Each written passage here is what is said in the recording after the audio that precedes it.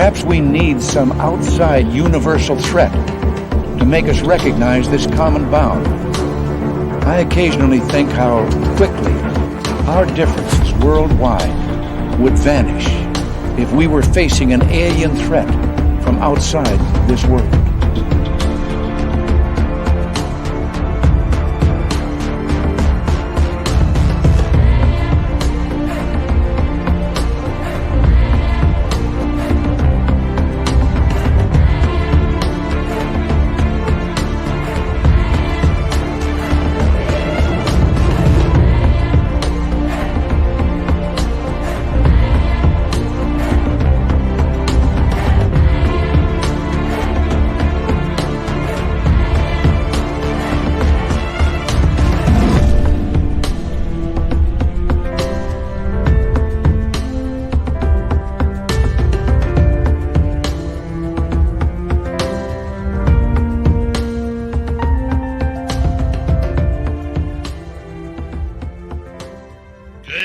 Welcome to Spaced Out Radio tonight. My name is Dave Scott. Very much appreciate earning your listening ears as we get ready for Geraldine Orozco and the Spiritual You tonight. So thank you so much for tuning us in as we're going to get into our Zen, our Chi, our healing, and of course, a little bit of aliens as well, because you know we love our aliens around here. You know, thank you so much for coming on in. Super Duke will be by later on as well. But first, we got to say hello to each and every one of you. We have Nightmare in the gold medal position, Sugar Britches with the silver, and Race Fan with a bronze medal tonight. Hi, Michael Morris. How you doing? Michael Morris is going to be signing autographs after the show. Line up to the left of the studio, if you don't mind, to the left of the studio. We got Roy Boy, Penny Van, Brown Dwarf, Be More Dan. How you doing, buddy? We are just a couple of weeks away from Vegas again, my friend. Good to see you, man. I can't wait to say hello again. Ozzy Sue, D. Cohen, Emmy Tong, Eric Markham. Good to see you all. And there is Vash the Impaler and Donna and Laura Lobbs. Pissing me off, Evan Walters. Pissing me off. Les Paul Holland, how you doing this afternoon? Bigfoot Rob, nice to see you. As we continue on with the roll call, Forrest Louie, thank you for joining us. Sagittarius Dad. Sweet Donna Spencer is here. Yeah, we love Donna around here. And there's Robert Lamoth. Good to see you, my man Millennium. And W. David Page, me Woykin. Good to see you all. War Criminal, good to have you here. Jenny, we love you, my dear. Thank you for coming on in. Doug Shelby is here. The Doug Shelby has arrived, which means we can officially start this show. Paranormal Pixie Lara, part 2. Nice to see you both. And there's Barbara Parker. Welcome back. And thank you for joining us. Sparkles. Oh, there's Sparkles. Hi. Paramarv, nice to see you. As we continue on with the roll call, Shaq Rustleford is here. Big Shaq is going to be signing autographs after the show as well. Line up to the right of the studio, if you don't mind, to the right of the studio.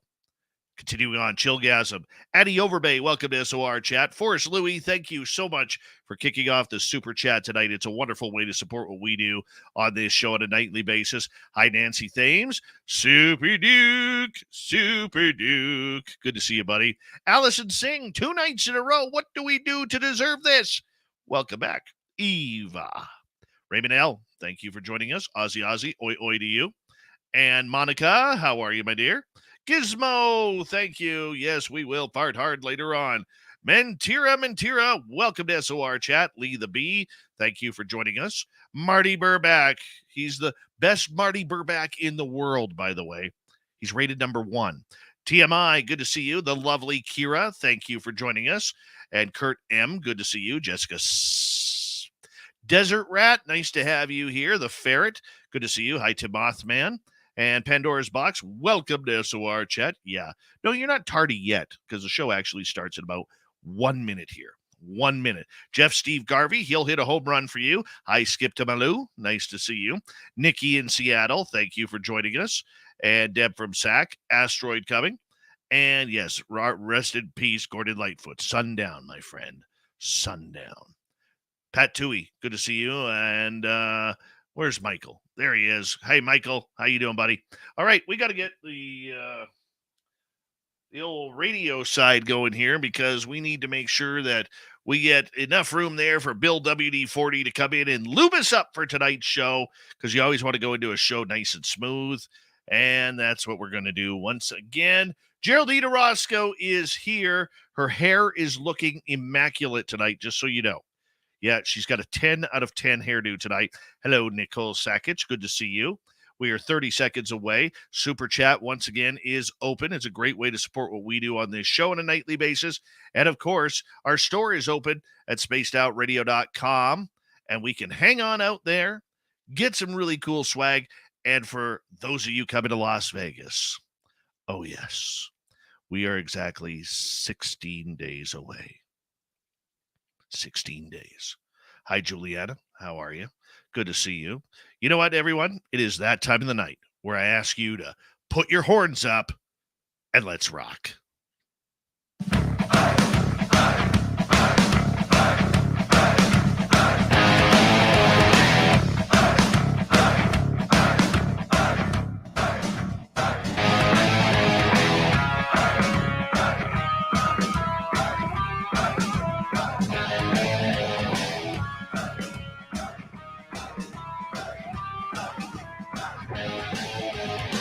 From the mountains of central British Columbia to you listening around the world, this, my friends, is Spaced Out Radio. I am your host, Dave Scott, sitting in the captain's chair of SOR headquarters. We welcome you to tonight's show on our terrestrial affiliates around North America, digitally on Odyssey Radio, TalkStream Live, and KPNL. All of our archives are free. Join us at youtube.com/Spaced Out Radio. Do old Davey the favor, hit that subscribe button. You can follow us on Twitter at Spaced Out Radio, Instagram at Spaced Out Radio Show, and on TikTok at Spaced Out Radio. Our website is spacedoutradio.com. We have a plethora of features for you. Rock out to Bumblefoot, read the news wire, check out our swag as well. Tonight's show is brought to you by Chive Charities. Help make the world 10% happier by visiting Chive Charities today. You can find them on our website. All right, we're going to get to it. Geraldine Orozco is here with the Spiritual You as she joins us each and every month. Then in hour number 3, we got a great story from Steve Stockton from Among the Missing. Then Super Duke is going to be here for an amazing cryptid report. Each and every month, we're so proud and so happy to be joined by one of the loveliest people that you could ever meet in this field. Geraldine Orozco researches the role of DNA as the currency of the past, present, and future, with consciousness as its catalyst. After a life-changing ET contact experience back in 2013, this resulted in the activation of her psychic abilities. Then in 2017, she decided to try hypnotic regression to see what was going on. It uncovered a lifelong history of abductions and participation in human hybridization programs. Now, she dedicates her life to helping other people just like you disseminate the knowledge of what is truly going on in this lifetime that we call humanity. Geraldine Orozco, my good friend, it's so nice to see you again, even though you're on the phone, but you'll be on camera soon for our YouTube audience. Thank you for my friend. How are you? Hi, I'm fantastic. Thank you so much. It's such an honor to be here once again. It is, it's almost like we're getting used to this. You being here once a month, hanging on out with old Davey, your favorite Canadian, and, it just goes from there. It really does. But I do have to say, my friend, I am so excited that you are going to be joining us in Las Vegas for our fan party, our second annual fan party, and you're going to be hanging on out and being one of us, because you rarely get time to relax. So we're going to force you to relax with us. How about that? Oh, you're on mute. It's going to be fantastic. I can't wait to be there, and I'm so happy to meet so many of you that hopefully will be there too. So let us know in the chat. Are you coming? I'm so excited to meet all of you. Yes, and you know what? I know you are going to be, probably your cheeks are going to be sore, because you're going to be having to pose for so many photographs with people, including one with yours truly, that you're going to be like, my God, my face hurts from smiling all day. It's true. It's totally true.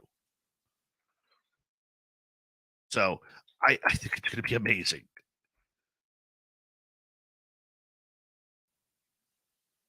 Vegas, by the way. I'm sorry, you kind of cut out there.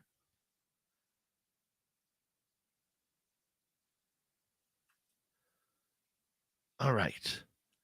Geraldine, you can hear us okay, correct? Yeah, you cut out there for a minute, but I can hear you. Can you hear me okay? Yes, now we got you. Now we got you.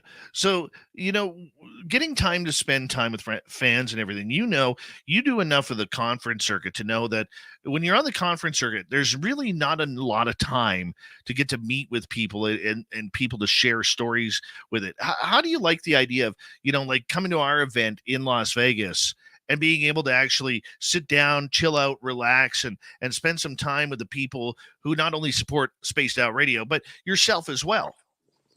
I mean, to me, it's really exciting. Unfortunately, last year didn't work, and I did want to plan to be there, and now finally was able to make it happen. So I'm just so thrilled to be able to meet everyone.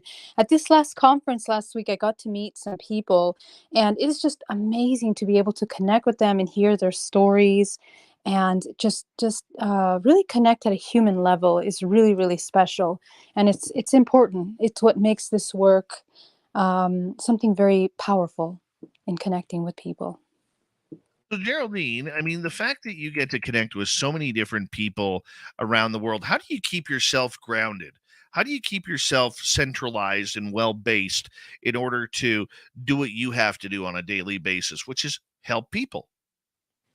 Well, I really advocate meditation and mindfulness, not just as a compartmentalized practice, but something as part of your entire life in terms of your lifestyle, state of being.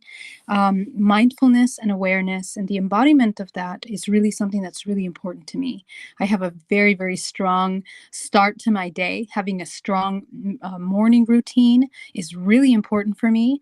I do energy work, breathing work, meditation, and then I start my day. So that'll usually take about an hour, sometimes even 2 hours in the morning. Because after that, let's say from 7 to 8, after that, I have to be back to back with clients, the entire day. So it's a really heavy day holding space, and it's really important to be able to center yourself and connect to that, to your source. We are an infinite source of life force. But if we keep forgetting and disconnecting from the body and our emotions and our awareness, it's going to be very hard for people to constantly remember. When we are born into this realm, we go through a kind of an amnesia where we forget who we really are. And, this is why this process of awakening is so exciting and so important. Many people are activating aspects of themselves, not only collectively, but through listening to interviews like this, videos that people put out are activating parts of us that we begin to remember who we are. And that remembrance is actually an entire biological shift. Many things in the body, biochemically, bioelectrically, even geometrically, the body begins to activate in a way that holds life force in a more nourishing and constructive way. So it's an entire state of being. It really is. I mean, the amount of people that you deal with on a daily basis who have all sorts of trauma, from ET contact to just maybe anxiety, depression, or just trying to gain control of their own lives. I mean, the reason why I ask that is for many of us out there on a day to day basis, we are taking on a ton of energy. We are taking on the people that we meet, the people who give us road rage, our families in the morning, or maybe there's family stress behind the scenes, our friends. There's always something going on that we are involved with, and we can't get away with it. That's part of humanity, unless you're somebody who decides to run off and go live off the grid. But how do we gain control of that? And because it's so easy to lose perspective of who we are and what we stand for, we forget about ourselves. Well, I'd also like to add the piece that, even when we don't live with people, even if you live out off grid, I want to remind you that the whole reason why you incarnated in this physical body is to experience contrast. It's to experience it's to experience, period. So in order to experience things, the contrast is a divine element that allows us to explore many ranges of who we are, the many emotions that the humans have the potential of experiencing, thoughts, programs that are inherited into us at an early age, and even more so than that, ancestrally through our DNA. They are expressed through the experiences of the everyday matrix, this holographic experience in which we trigger these kinds of experiences, and they allow us to learn things, to explore, to experience what it's like to be a human in many different ways. So knowing that, you can never get away from that kind of work.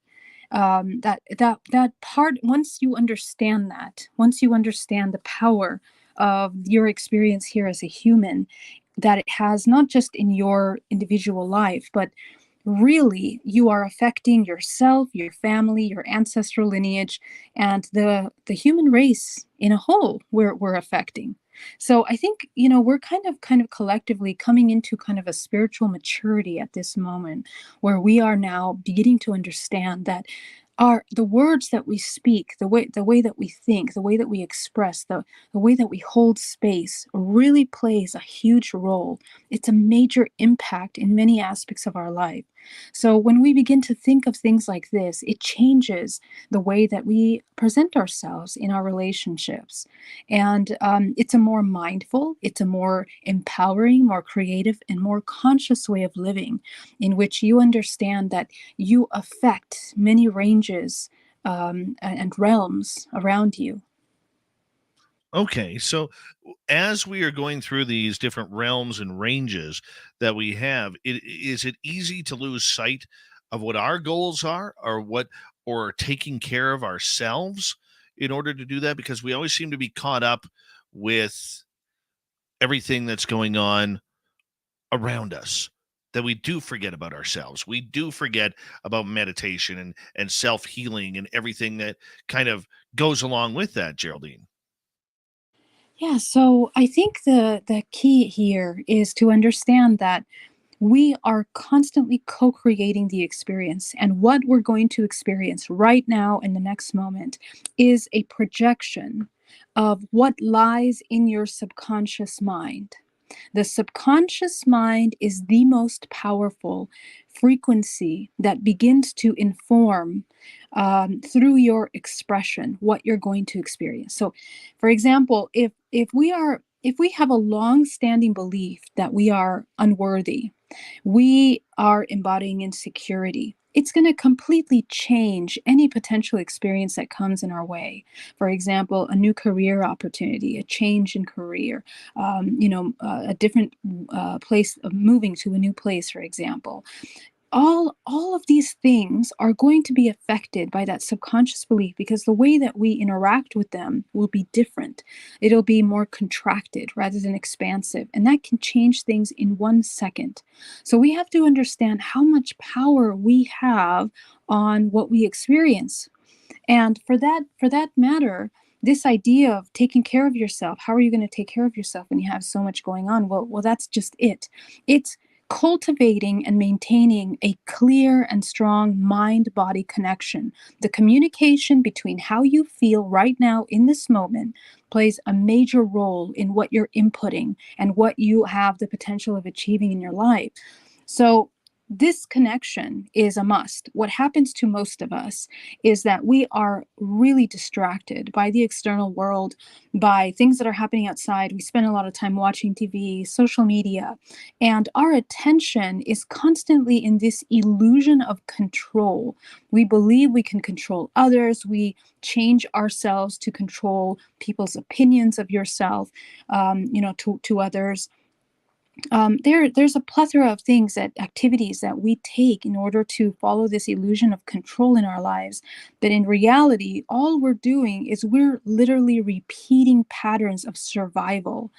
And so, we have to understand that in a way, the matrix, the way that social engineering in our society has kind of carried out, is specifically designed in order to create kind of consumer mindset, someone that is not so connected to themselves and in a state of survival, in order to produce people that can consume.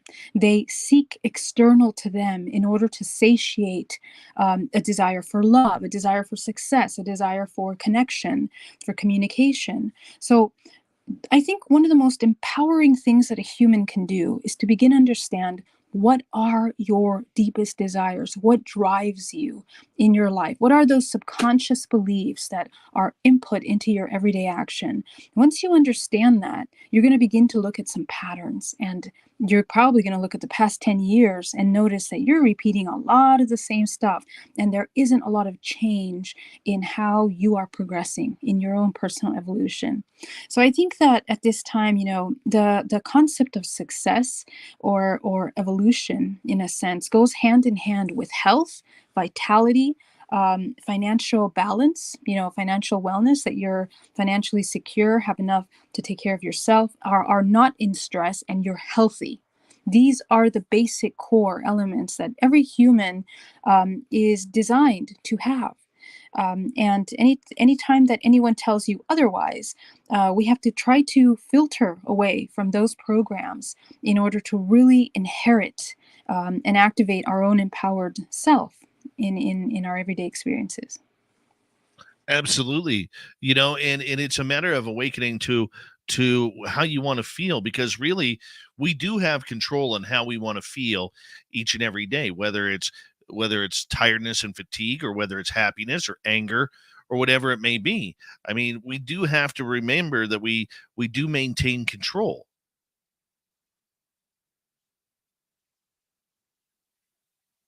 Right. But I think the difference between the control is that really the only thing that we can truly, truly control is our perception of things.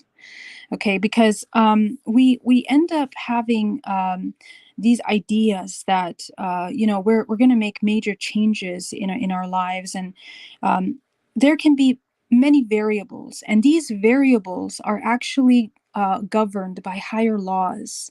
They're governed by karmic laws, and they're governed by ancestral lineages and DNA storage of ancestral programs that are in our DNA. They're in our subconscious mind, programmed in our body, and they're triggered through experiences that are basically inherited. Okay, so we have to remember that. So what does that mean? A lot of people, they have really hard time breaking certain patterns in their life. It can be anything from bad relationships, or not having enough money, lack mentality. Those are one of the biggest things that I get in my clients every single day. So these kinds of mentalities and programs, for example, if we're not aware of how we contribute to sustaining those kinds of programs with our everyday actions and thoughts, we're just going to keep repeating. Okay, and that's why a lot of people feel really frustrated, and they think they're being in control. They think that they're making changes, but the change actually has to happen way deeper than the surface level. That's the thing. And the change that will take effect is the changes that we make in our subconscious programming, because subconscious programming is what inputs into the system. Not only is it a vibrational frequency. Remember that the heart is actually one of the largest organs. It has one of the largest magnetic fields in our body, not the brain.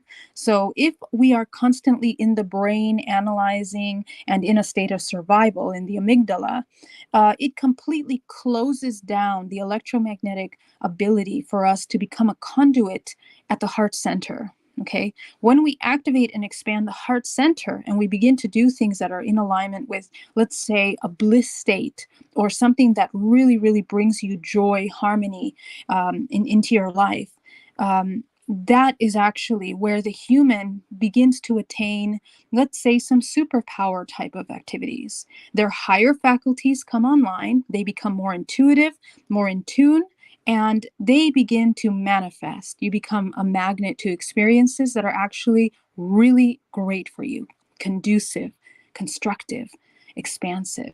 So our lives in this physical realm, there is a formula to how to live this life in a way that is really healthy and vitality. We just have to learn how. Okay, when we finally do expand and open up our minds and everything, and we start allowing the positivity in, we start allowing the love in, the richness that life has to offer in, where does that take our consciousness? Where does that take our lives? So I think the thing is that we have this programming and this mentality of um, quick gratification. We want gratification, so we think, well, what are we going to get? When we do these things. But here's the thing: unfortunately, because we live in a consumer-driven society, most of what we believe is valuable to us are things that we can attain. They are material things, the houses, the money, the success. And many people have the illusion, even still, that those are the kinds of things that will bring harmony and peace to a person. But in reality, all of that is an illusion, it's an external thing. When you look at an organism of a human body, what actually sustains the wellness of a human is the ability of the human to cultivate their own energy, their life force. You can cultivate your life force, number one, by being aware of your emotional state, which regulates your body into a homeostasis that allows you to maintain incredible health. And number three, allows you to grow your telomeres, which gives you longevity. It gives you longevity and it strengthens your genetic output. So essentially, whatever your next generation is, your children that you bring into this world, are equipped to hold a completely different frequency for the collective. This is actually the bigger picture. This is where we start to mature from the individual person that is self-serving into the one that is now to be of service, not only to come into their highest expression as a human organism, but to be of service to the collective. And this has many benefits that we can get into in a moment, but it transcends the physical. Every action that we have affects ourselves interdimensionally on many dimensions. Past lives, future lives, we are shifting and changing in a powerful way. Well, that's a good thing. Let us shift. Let us change in a powerful way. Because in the end, we do have to be reaching for the stars. We do have to be reaching for what is best for us overall, spiritually, emotionally. It gets me charged up just thinking that, Geraldine. Well, and the other thing is that, I mean, we are fractals of infinite potential. Okay, so within our bodies, literally, as above, so below, we hold within us, you can say, stardust. So you are essentially the universe in your body. And it's really beautiful when you begin to understand that profound connection, that when the human body comes to its optimum functional state, it affects universes. I'm not just saying that. We actually affect universes. What we do in waking state affects what we do in dream state. In dream state, we enter into higher brainwave patterns, which allow us to leave the body and begin to navigate higher dimensions that allow us to even affect the kind of timelines that we are experiencing as a whole here on Earth. Over the past 3 years, a lot of things have shifted collectively on this planet. And it is the intention of the awakening process of the collective that contributed to that shift. And I think we see that in many generations if we look back at history. I love it. Love it. Geraldine, I'm going to get you to hold on right there because we are going to go to break here at the bottom of the hour. But don't worry, we got another 90 minutes left with Geraldine Orozco and the Spiritual You here on Spaced Out Radio. If you want Geraldine's website, all you got to do is punch on in GeraldineOrozco.com. You can get sessions with her. You can learn more about this wonderful, wonderful spirit that joins us each and every month here on Spaced Out Radio. The Spiritual You with Geraldine Orozco right here on Spaced Out Radio continues right after this. So get comfy, get cozy, because we'll be right back.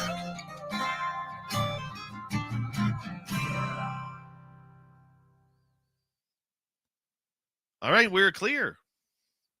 We are clear. Hi, Dave Walters. I agree with that. Just listening to Geraldine is soothing and relaxing until you see her shoe closet. She lives in a 3-bedroom condo where 2 of the bedrooms are just wall-to-wall shoes. And I know she's laughing at me right now. I know she is. There we go. Deb from SAC, thank you for that lovely and awesome super chat. Yes. Good old Deb right there coming through in the clutch. We love you, Deb.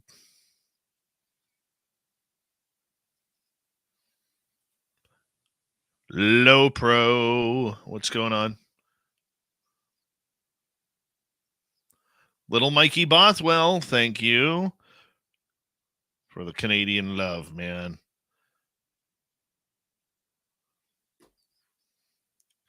I love it. I love being here, Mike. Jason Van Leuven, a good Dutch kid right there. Yep, good Dutch kid right there, Jason Van Leuven.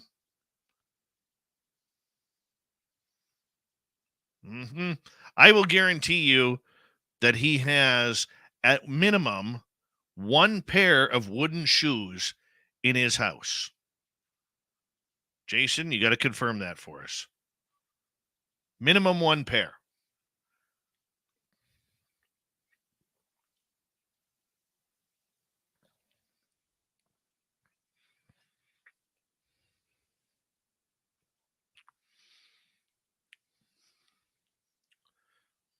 Geraldine, I don't know if you're there or not, or you might have stepped away. I'm just wondering if you're switching over to your camera or if you wanted to stay by the phone.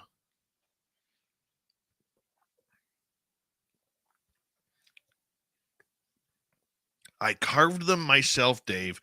That is fantastic. Awesome. Absolutely awesome. Hi, Amber Dawn Glover. How you doing? Good to see you.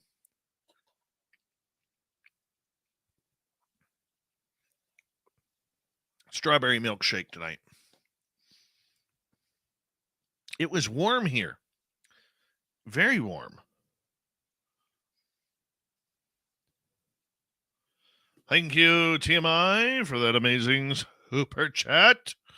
Very much appreciated, man. Who had a birthday? Bobo had a birthday. Hey, Worsley, Alex Sanchez. Well, let's sing happy birthday to Bobo, shall we? Happy birthday, Bobo, to you. Happy birthday, Bobo, to you. Happy birthday, dear Bobo.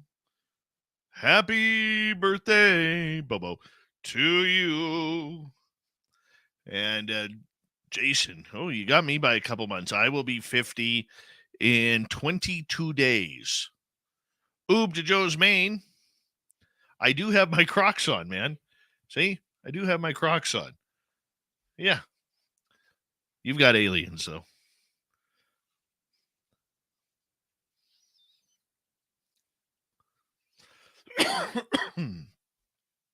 One person I can guarantee does not own a pair of Crocs.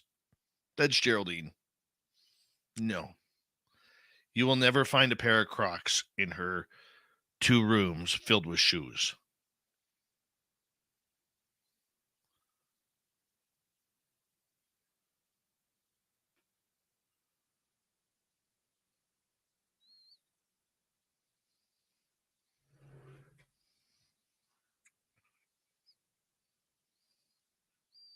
Oh, hey, Clam. Clam likes a good pair of Birkenstocks.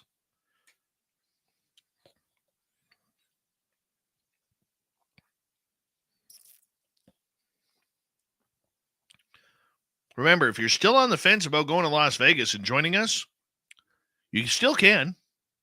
Yeah, you can. Everyone's invited. Everyone's invited. Just come hang out with us. That's all you got to do. We'll let you in. Hey, Arrow, how you doing? Area 51, nice to see you. And Big thank you tonight to the super chatters, Louie, Mark, Deb, Mike, and TMI. Thank you for the love, everybody. Very much appreciate the support. We really do love it. Thank you very much. And our store is open, spacedoutradio.com. Let's make this happen. Here comes the second half hour.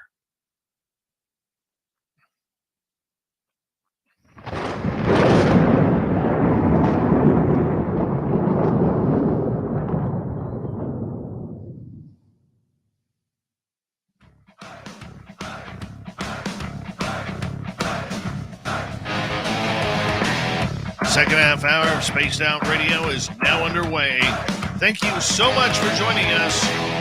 My name is Dave Scott. Very much appreciate earning your listening ears. Want to remind you that if you missed portions of this show or others, check out our free archives by going to youtube.com/Spaced Out Radio. Do old Davey the favor, hit that subscribe button. Our website is spacedoutradio.com. We have a plethora of features for you.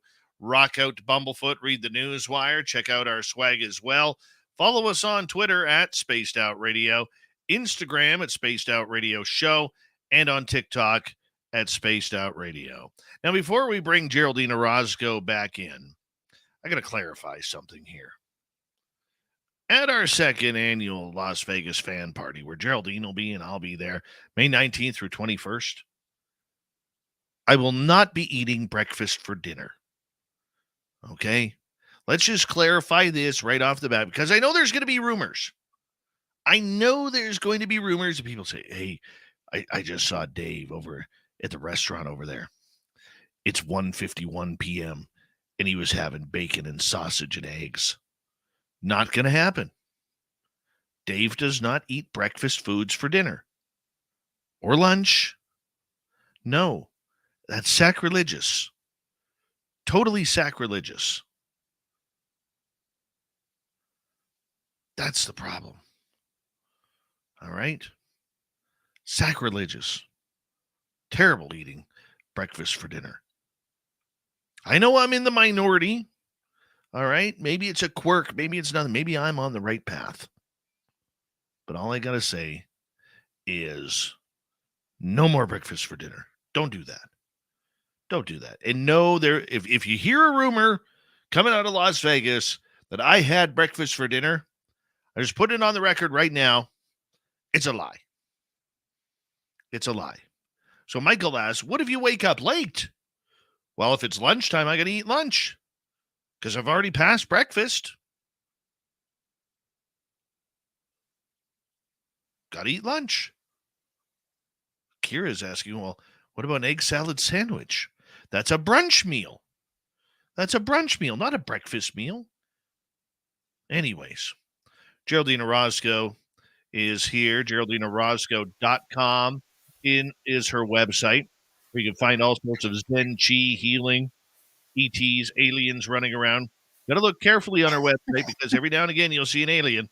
Yeah, you will. Geraldine, thank you for joining us for the Spiritual You again. Thank you. It's such an honor to be here. Thank you so much again. Not a problem. Not a problem. I want to ask you about, these aliens here, because according to the United States government, we're not supposed to believe in aliens. And according to the director of the UFO program, Aero, Sean Kirkpatrick, there is no sign of extraterrestrials or anything UFO coming from off planet to visit us. There's no evidence. There's no nothing. Yet there's people like you, people like me, other people out there who know the real truth behind this. What do you think of all this deflection going on when real people like you, like me, like members of our audience are having real-time experiences? Well, as you might know, and as we've discussed in other shows, really, even the government is actually talking about ET contact now. And papers have come out to talk about the effects of ET contact, biological effects, emotional effects, energetic effects. So I think that we already have, at least in my opinion, enough backup from the government in regards to what they're willing to disclose about ET contact. I think that reading those papers and just what that information was released is saying is pretty profound. And I think it's a major leap forward as opposed to what we've had many other, other times. Things that have been suppressed. Even people in the government that have been suppressing information for such a long time are now also shifting in the way that they are communicating about contact. But as always, I believe that disclosure is of the people and for the people. As with many things in our world, it's our job to do our own research and to understand what is the phenomena, how is it relating to ourselves personally. And I think that is actually one of the most profound places to begin to look for these answers. In my support groups once a month, I have people from all around the world that come in to share their experiences. And a lot of the things that I keep hearing over and over again is that they begin to discover that within their families, they are noticing that actually ET contact is passed down through generations. People are having similar experiences together as families. Children are having experiences. And we are really at a nascent state in this new era of interdimensional conversations. And I think we're entering into a new space age where we are beginning to understand a new level of science as well that will help us. Because of the amount of disclosure that government has come out in regards to the UAPs, we now have to have the conversation about the physics behind these kinds of craft and what kind of an organism could navigate such craft at such high g-force states. So it is really something that I think plenty of information is out from the government. If you are a person that requires disclosure from the government, I think plenty has been put out for you to begin your research and to begin questioning. But the rest of it, if you want to go deep down rabbit holes, would be to connect with experiencers like you and I and many others that are experiencing this. This is something that is interdimensional. And this is where we start having the conversation about what does it mean to have interdimensional contact. It's not physical. Well, even ourselves are not physical, right? We have to understand that this is an interdimensional experience, and it's really pushing our limits in our understanding of reality. How does it push our limits? Well, right now, the way that we see, and I'll give you my example. I mean, for me, aliens or the concept of interdimensional beings was not something that was part of my regular upbringing. It wasn't something that was part of my sphere of belief. Why? Because, first of all, I lacked the language. I didn't know the words to use to call what they were. It's not something that's very common to hear people talk about interdimensional contact or ET contact, and unfortunately, our only reference is Hollywood and what Hollywood has to say about that. And remember that entertainment industry is heavily influenced by the government in the kind of information that is being shown. So, it's always very fear-based ideas about interdimensional experiences. So that's kind of like in our subconscious mind. So anytime we begin to have contact of any kind, we get very scared because, of course, not only is it something in the unknown, but now we have to question. We need to understand a lot of things. Are we safe? What does it mean? How much control do I have? What role do I play? What's my participation in this kind of contact? So there's a lot there that as humans, we kind of have to go through a major learning curve in order to understand how to navigate these things. And this is what I teach. But what we find, one of the most beautiful things about this is that when you go deep down the rabbit hole of ET contact, you end up at the question of consciousness. When you go down the rabbit hole of spirituality, you're again in front of the question of consciousness. So this is where these two intersect. And I believe that at that intersection is the key to understanding not only these elements, but also humanity, just ourselves. Our human experience comes into question. What is it?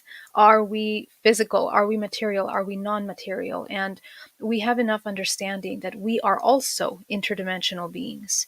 So that has to start there. And that's not something that was commonly educated to us. Okay. In fact, that whole aspect of interdimensionality isn't really in our understanding of things. So this is what we need to learn. Okay. So with your ET contact and everything that's kind of gone on in the groups that you run with and the people that you help, what is the collective understanding of these experiencers who may be listening to what the government is saying, and they're really watching the government and their actions towards this subject sweep it right back under the rug? Get out of here, you tinfoilers. We don't need you around here. What do you think about that? Well, I think that there is a narrative behind that, because it's easy to talk about, and I'm gonna say this carefully, in a respectful manner. It's easy to talk about lights in the sky and to talk about the military's perspective of lights in the sky, but it's not easy to talk about, the interdimensional aspect of the phenomena, because it would have to put into question not only religion but our science and the foundation of our reality. So I think a lot of this kind of deviation of information, or maybe deflection of these kinds of major important questions that need to be asked, are a preservation of a system that is deeply, deeply rooted historically in disinformation of this kind, because the person that dives deep into the topic begins to understand the nature of our existence, and the person that understands nature of our existence essentially has a lot of power, because you can begin to access higher faculties of human. You can manage and shift the way that you are experiencing things, and that's a really big thing. And of course, all of these systems that are very intricately interdependent of one another do not want that. They would not benefit from something like this. So it's as with many things in our society. A lot of times, the information, the open science, the everything from, you can say, like green energy to healing the planet and doing things that are good for the planet, even the food that we're eating, and the packages around the food that are being delivered to us, everything doesn't really have in mind the collective well-being, because it's about a consumer driven, it's about money.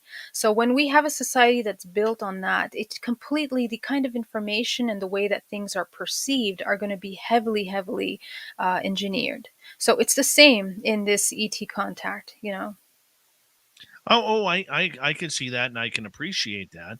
You know, when it comes to how we look at things, we always look for the simpler answers here. We always look for those answers that are going to benefit us right off the bat and help us instantaneously regarding everything with the phenomena.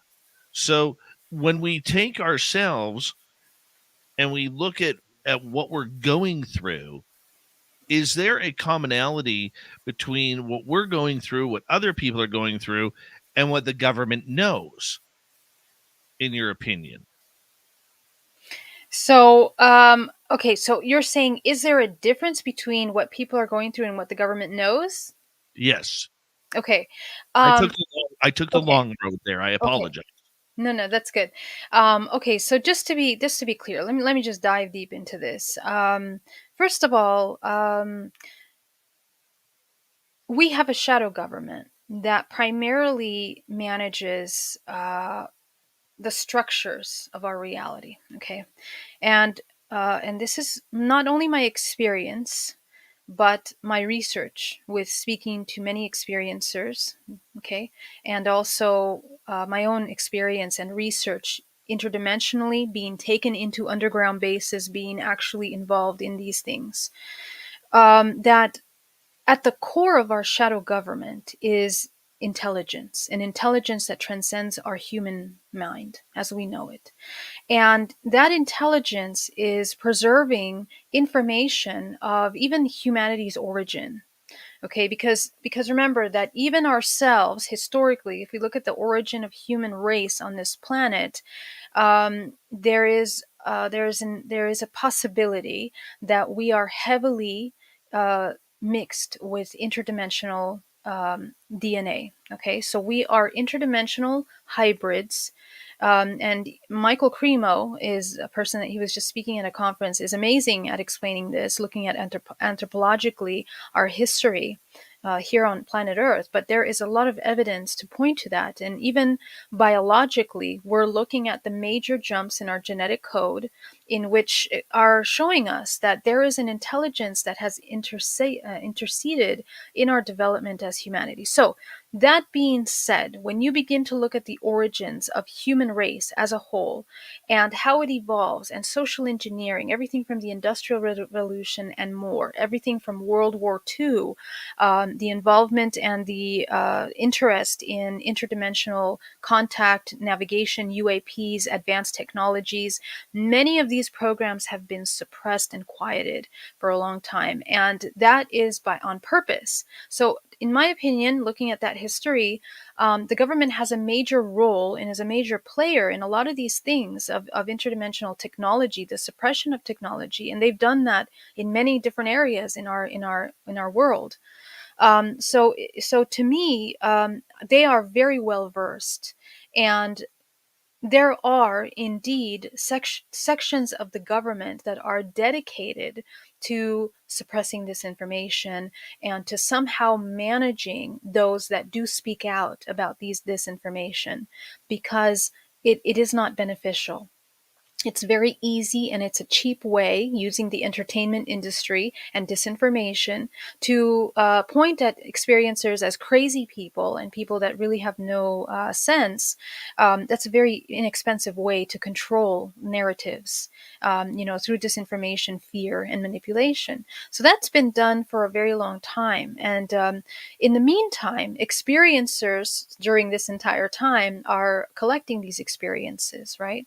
And there is an entire realm in which experiencers begin to piece together. We're talking about people from different parts of the world that have information that link together like a puzzle, that help us understand how these systems are kind of navigated and moved around and manipulated, how technology is used, the kind of technology that is being used in these advanced interdimensional experiences.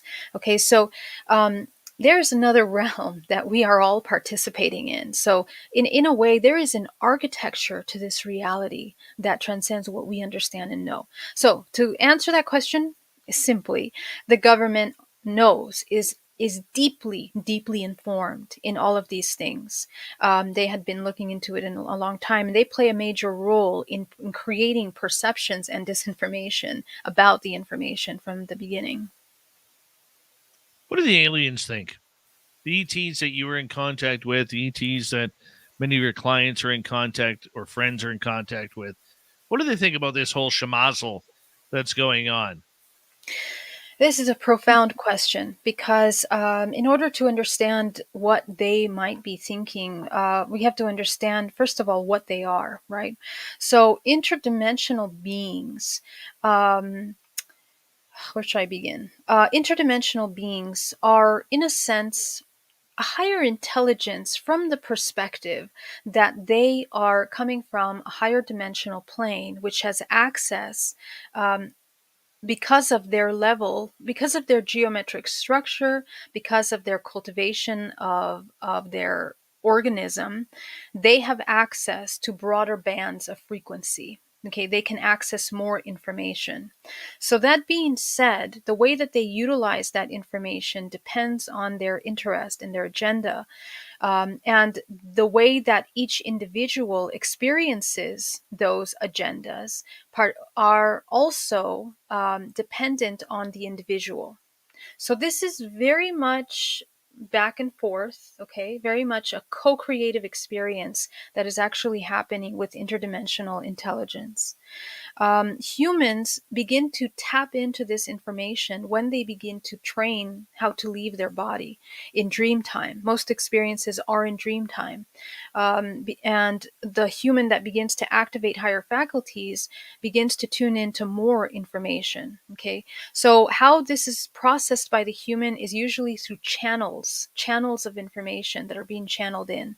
When we begin to channel information, we have to utilize discernment, because a lot of these groups, also interdimensional groups, they also have their own self-serving agendas. We have to understand that these entities, these beings, are much like humans that have self-serving agendas sometimes.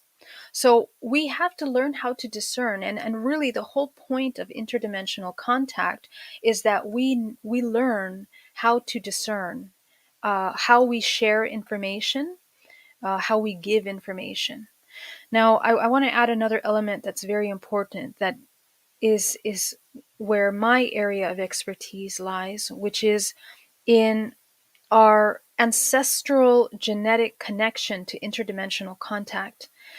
Our interdimensional contact is an expression of our holographic DNA. So, to simplify that, in our DNA, just like we have information about our ancestors encoded in our DNA, we also have memories and information of interdimensional aspects of ourselves.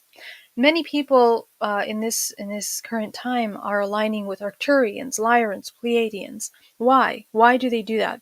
Because they have these very strong inclinations, for example, to a certain constellation or to a certain lineage of information. Those kinds of inclinations aren't really by chance. These are things that they tune into at a very, very early age, and it's not something that's taught by our common, school of thought. So this is something that's inherent in every human. And I think right now people are accessing this information more and more. When they tune into this information, they begin to channel channels from their Pleiadians, these Lyrans, these Arcturian aspects of themselves. They begin to access higher truths. They can be activating. They can be activating their DNA in giving them very expansive information. But there are also those beings that give very contractive information. Okay, so what do they think about this? Uh, it depends on the individual experiencer. If the individual experiencer works in integrating their fragments, in activating their DNA, they have the ability of shifting the kind of interdimensional activity that they have. And they can choose to have positive and negative experience. But this not only functions in individual, but also in a collective way. So the entire earth is kind of connecting with specific lineages. The shadow government is primarily informed by these Draco-reptilian kind of lineages. But from there, if we understand the origin of all of these lineages from the very beginning, we have a plethora of species that are all part of creating the hybrids that live on this earth. In other words, in our DNA, we have all of that genetic information. So, because we are an interdimensional and intergalactic kind of family, so to speak, um, the interest lies in the lineages that survive the longest. The human individual that knows how to preserve their DNA, activate higher strands of DNA, is the organism that knows how to travel beyond death. And that will be a very useful DNA that is utilized in many higher octaves of frequency and agendas. So this is the hybridization program at the highest level that's been utilized for a long time. And as in the laws of nature, to preserve higher functioning organisms is really the purpose. So this is what the interest of a lot of these kinds of ETs is. And so that's their purpose, and that's why most of the contact is done interdimensionally with them. It's interdimensional. Geraldine, I'm going to get you to hold on right there. We're going to go to break here at the top of the hour. 1 hour down, 1 hour to go on The Spiritual You with Geraldine Orozco. GeraldineOrozco.com is her website. You want to check it on out, what she does, or even book a healing or a session with her. And her hair always looks great during sessions, just so you know. Spaced Out Radio with The Spiritual You. Continue right after this.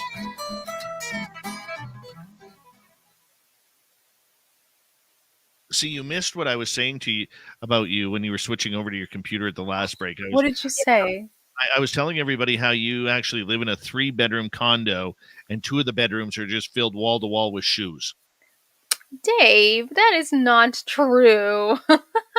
Don't forget that I completely minimized my entire house into 6 suitcases. Remember that. I downsized completely. I know. I'm Yeah.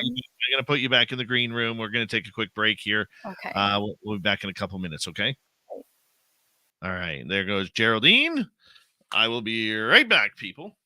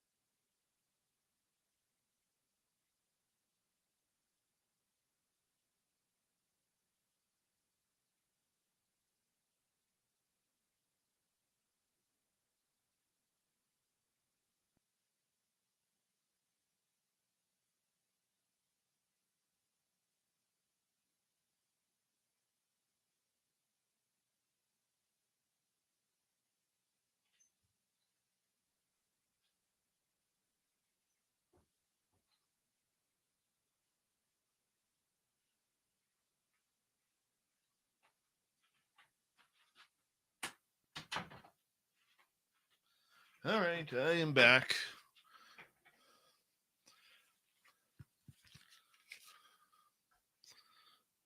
All right.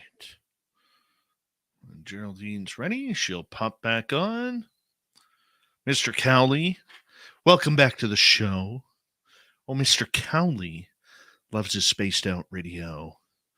Hi, National Memorial. How are you? All right. Let me just get all organized here.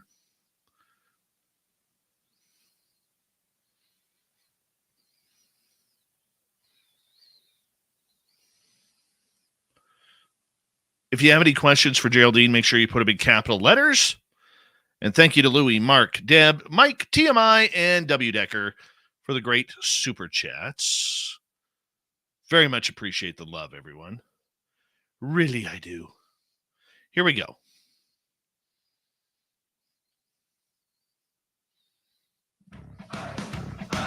You're listening to Spaced Out Radio with Dave Scott.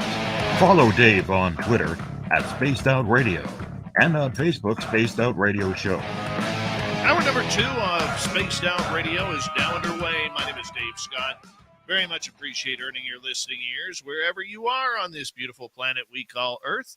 Hello to everyone listening in on our terrestrial affiliates around North America, digitally on Odyssey Radio, TalkStream Live at KPNL. All of our archives are free. Join us, will you, at youtube.com/Spaced Out Radio. Do old Davey the favor, hit that subscribe button. The Desert Clam has set the password for tonight in the SOR Space Travelers Club. A blader is your password. Use it wisely, space travelers, as the Clam sets the password each and every night right here on Spaced Out Radio. Our website is spacedoutradio.com. We have a plethora of features for you. Rock out to Bumblefoot, read the Newswire, check out our swag as well. Follow us on Twitter at Spaced Out Radio, Instagram at Spaced Out Radio Show, and on TikTok at Spaced Out Radio. Here we go again. We have our good friend Geraldine Orozco from Bay Area Meditation in San Francisco, California, joining us for the Spiritual You, as she does each and every month here on The Big Show, and her website, GeraldineOrozco.com. Geraldine, welcome back. Hi, thank you. Oh, you're welcome. Thank you for being here once again. We appreciate it. We do. Geraldine, let's talk a little bit about aliens, extraterrestrials. Okay. With all the debate on what's going on in the government, we talked a little bit about that earlier. There is a sense and sensation that many people these days are not having the ET contact that they normally had. I don't know how it's going for you, but many experiencers that I've talked to recently say that their experiences have really seemed to slow down quite a bit recently over the last number of months, literally since almost the beginning of 2023. Have you noticed this as well? No, actually, I noticed the exact opposite of this, which is interesting. And here's why. My support group went from 1,500 people to about 50,000 people within the last 3 years. Okay, so to me, what is interesting about this, and not all of those people obviously will join the actual support group, but they sign up and want to know. I have hundreds of emails, especially after the last show that we did with Travel Channel. And they showed this in different parts of the world at different times. And every time that it would air, it's just unbelievable, the emails that come in. Geraldine, I have the exact same experience. Geraldine, I never had anyone to talk to. I need to talk to someone about it. This happened to me. Really, it is really, really an incredible phenomena. And when I share this information with other therapists and other people that are in the field that are learning, I also hear similar shifts. People are having more experience. So I don't know. I guess it's looking at kind of an overall picture of how these things and the way that we talk about the ET contact as well. Because the kind of contact that I'm hearing, it's not just, it's including, but not just lights in the sky. We're talking about phenomena that happens in dream state, phenomena that's happening in mid-awaking state. They'll wake up, they'll be in the middle of the day, they have missing time, they come back into their job, or even driving a car. I've had a couple people this week telling me that while driving the car, they just lose consciousness. They don't know what happened, but then they find themselves driving again. And when they come back into consciousness, like they have an experience. They imagine they see a white light and they see things in the field. And when they are back in their bodies, it's like 4 hours later, and they're like in another city. So these kinds of things can't really be taken so lightly, especially because a lot of people are experiencing them. So we need to support, because um, uh, I guess a psychotherapist that do not have these experiences, are not familiar with the phenomena, usually will discount it. They will usually discount it as something else. And that can be very dangerous, because what happens is that the human begins to develop PTSD, and also dissociative disorder, because they experience something so vivid, but because someone says it's not real, or it's not something that's really happening, the human starts to compartmentalizing these experiences, starts to get fractalized. And so that's the direct way of creating trauma for a person, is to separate them from their feelings, their emotions, and the truth of their own experience. So we want to avoid that as much as possible. And so I see an uprise, actually. Okay, what do downloads mean?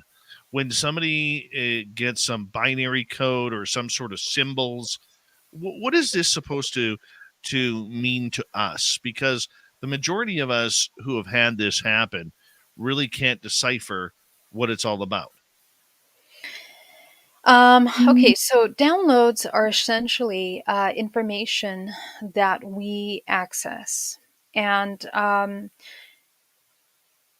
because of the way that we are constructed as human beings, because we are interdimensional, we have many places from which we can access information.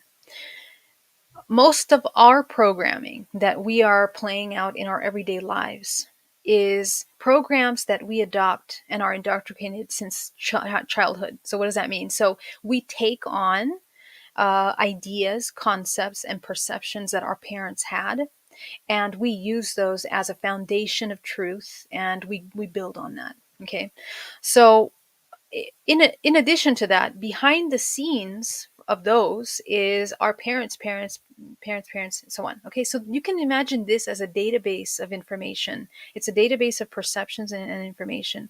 But because we're interdimensional, we have many of these kinds of databases. There's a database for the collective, which some people can call the Akash. Um, I call it the DNA of the earth, because just like we coil information, massive amounts of information in our physical bodies, ancestrally, we hold ancestral information through the mitochondria. We also have the DNA of the earth, which is holding the entire world's history, everything that has ever happened on here multidimensionally. We have access to that information. And we know that because over many generations, there are psychics, there are mystics, there are these people that develop higher faculties, higher abilities, intuitive abilities, in order to tap into these libraries of information. And this is not a physical place. It is an interdimensional vibrational frequency. It's a dimensional plane that we access through our bodies.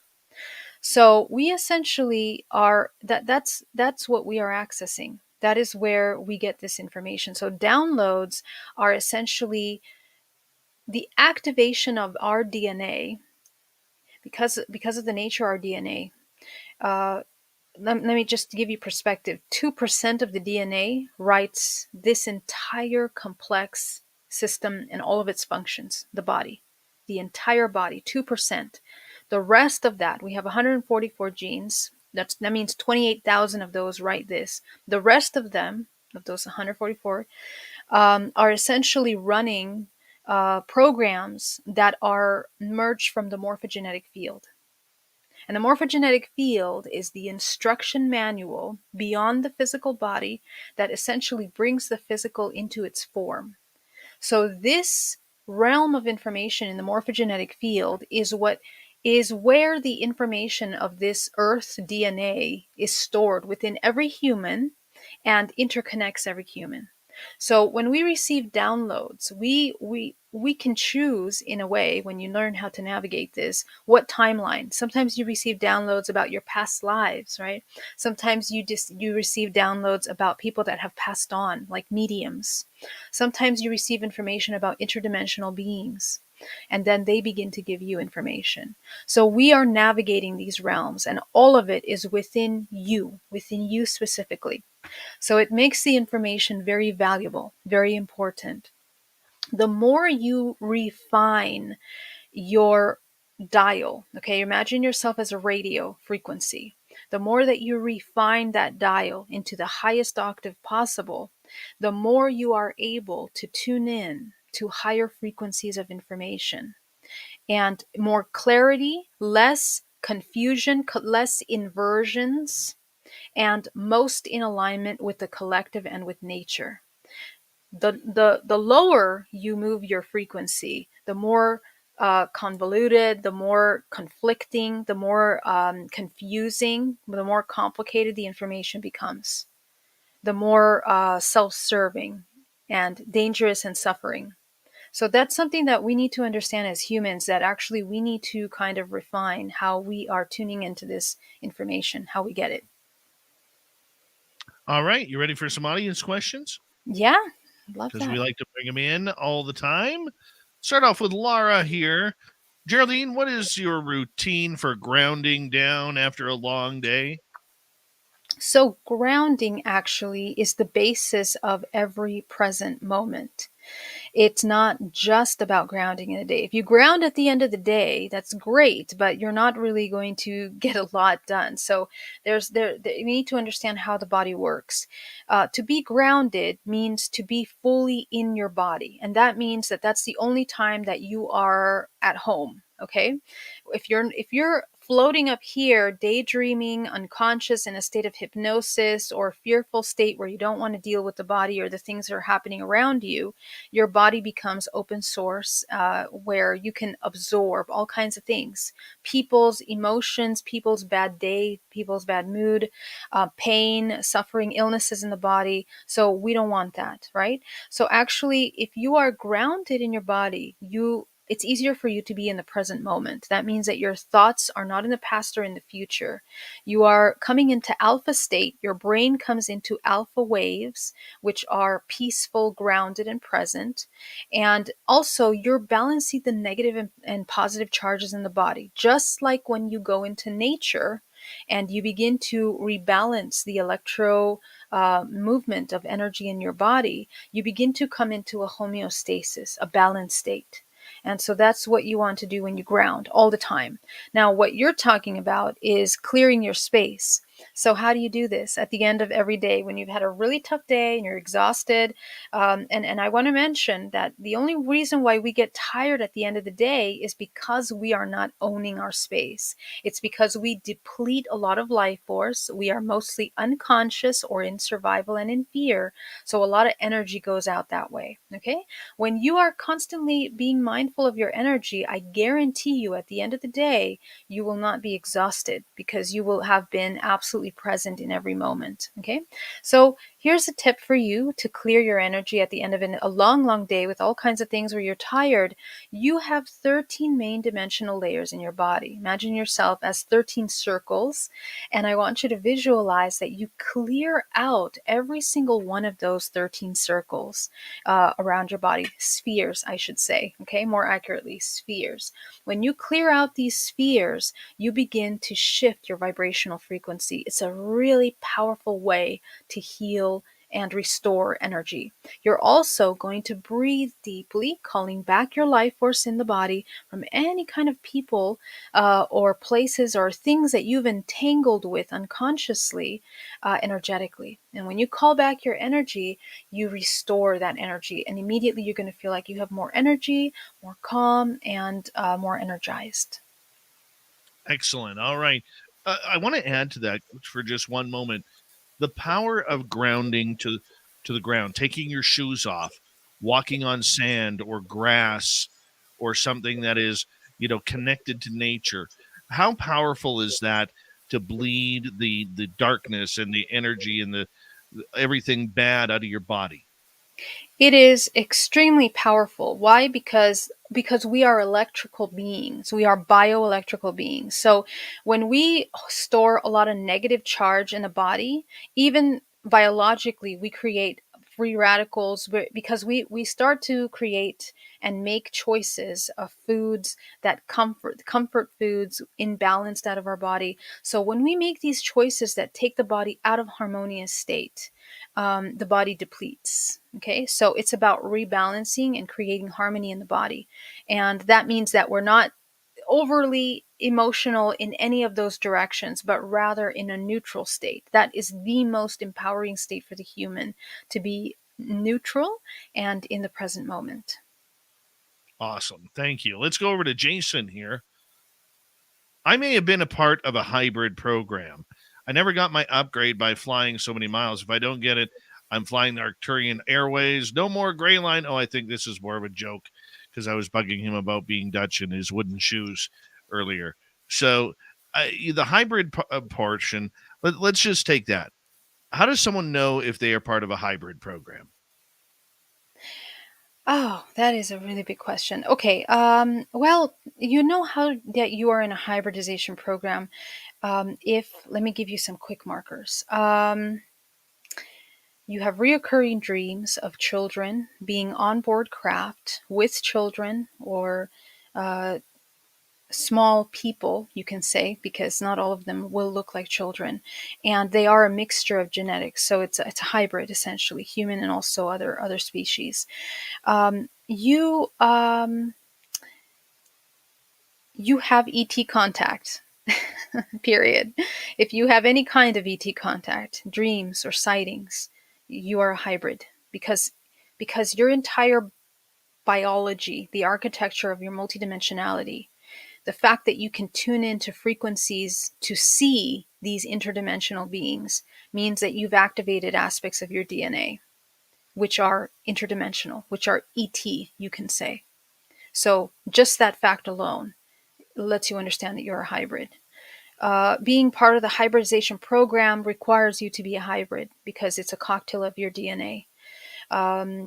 If you have had anomalous pregnancies, if you have had experiences of interaction with these beings of that nature of creating life, then you are in the hybridization program.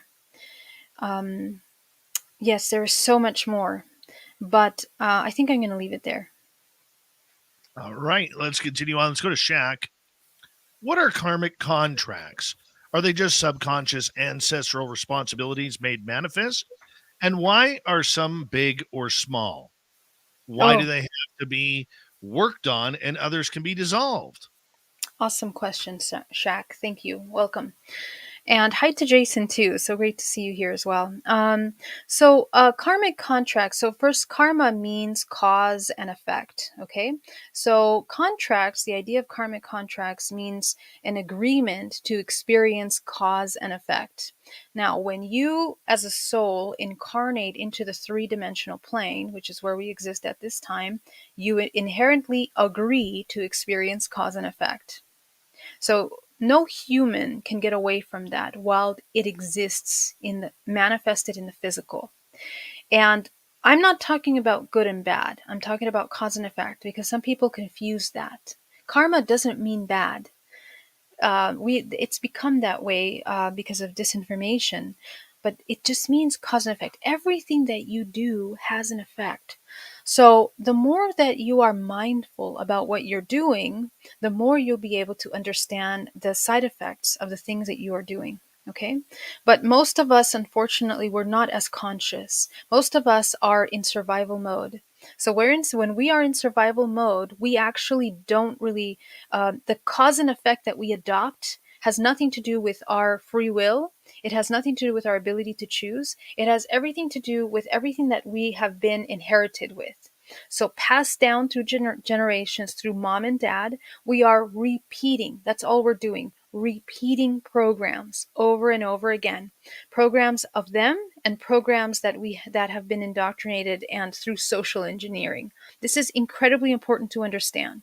Until you wake up and break the programs of the matrix, you essentially you have no free will, because the majority of your life is focused on surviving within a construct that has been designed for you, with the laws and effects that are handed to you.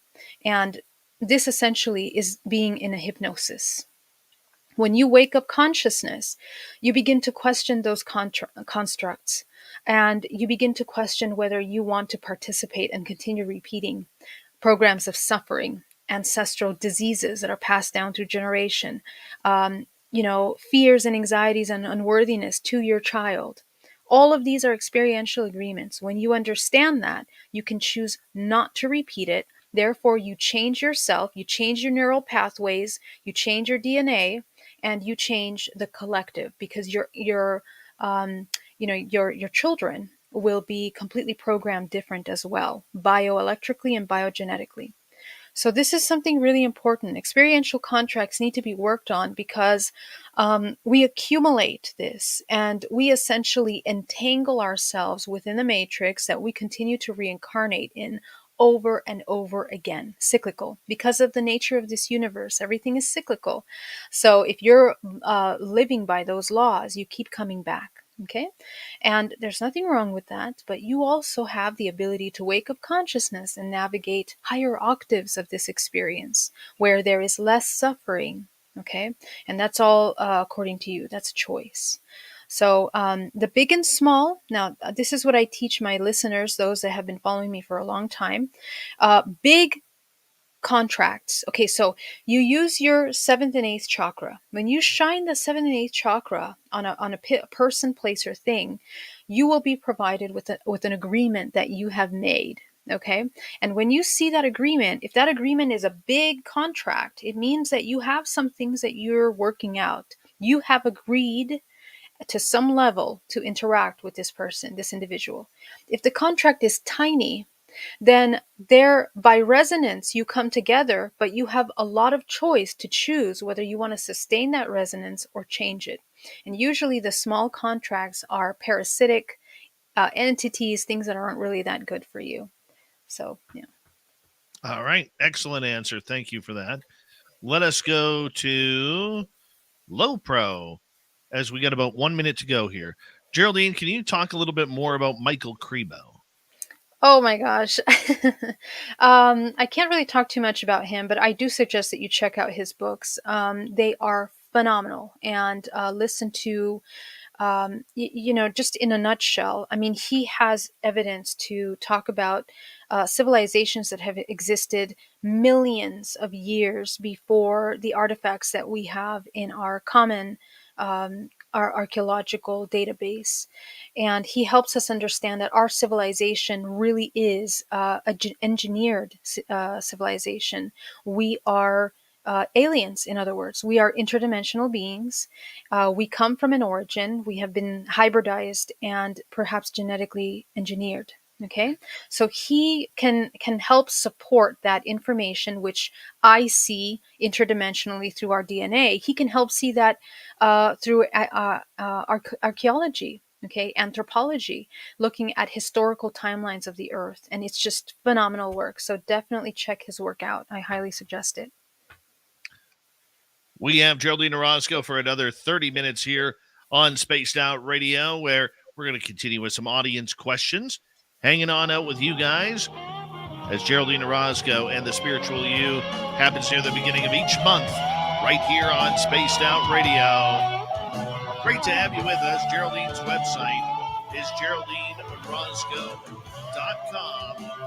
Check it on out. We'll be back for the second half of Spaced Out Radio right after this. Stay tuned.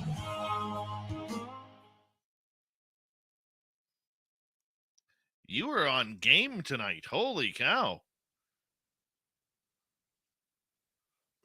Thank you, Dave. Thank you so much. Great questions. I want to tell you my favorite book from Michael Cremo is Forbidden Archaeology. I'm just going to put that out there.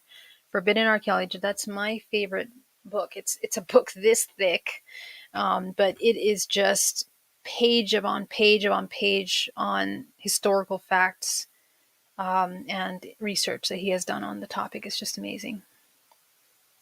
That's awesome. Yeah. Have you had Michael Cremo on before? Never. Are you serious? Never. Oh, wouldn't you like to have him sometime? I'm writing his name down right now. Oh, you have to have him. He is just phenomenal. He was at the 2 last conferences that I was at, and I mean, his presentation is just like you just sit there like just in awe with everything that he's showing. Kira thinks he's a higher thinking being, not from Yeah. Earth. Agreed, Kira. Yeah, he's a really awesome guy. What's Random Gee talking about? I'm thinking about making my own live streams. So we own the mid morning. Hey, Random Gee, you could do that on our channel. That would be actually kind of cool. Random Gee's morning show on Spaced Out Radio. Love it. Love it. It was warm here today. Oh, really? That's great. Is it still snowing outside or no? I mean, is there still snow?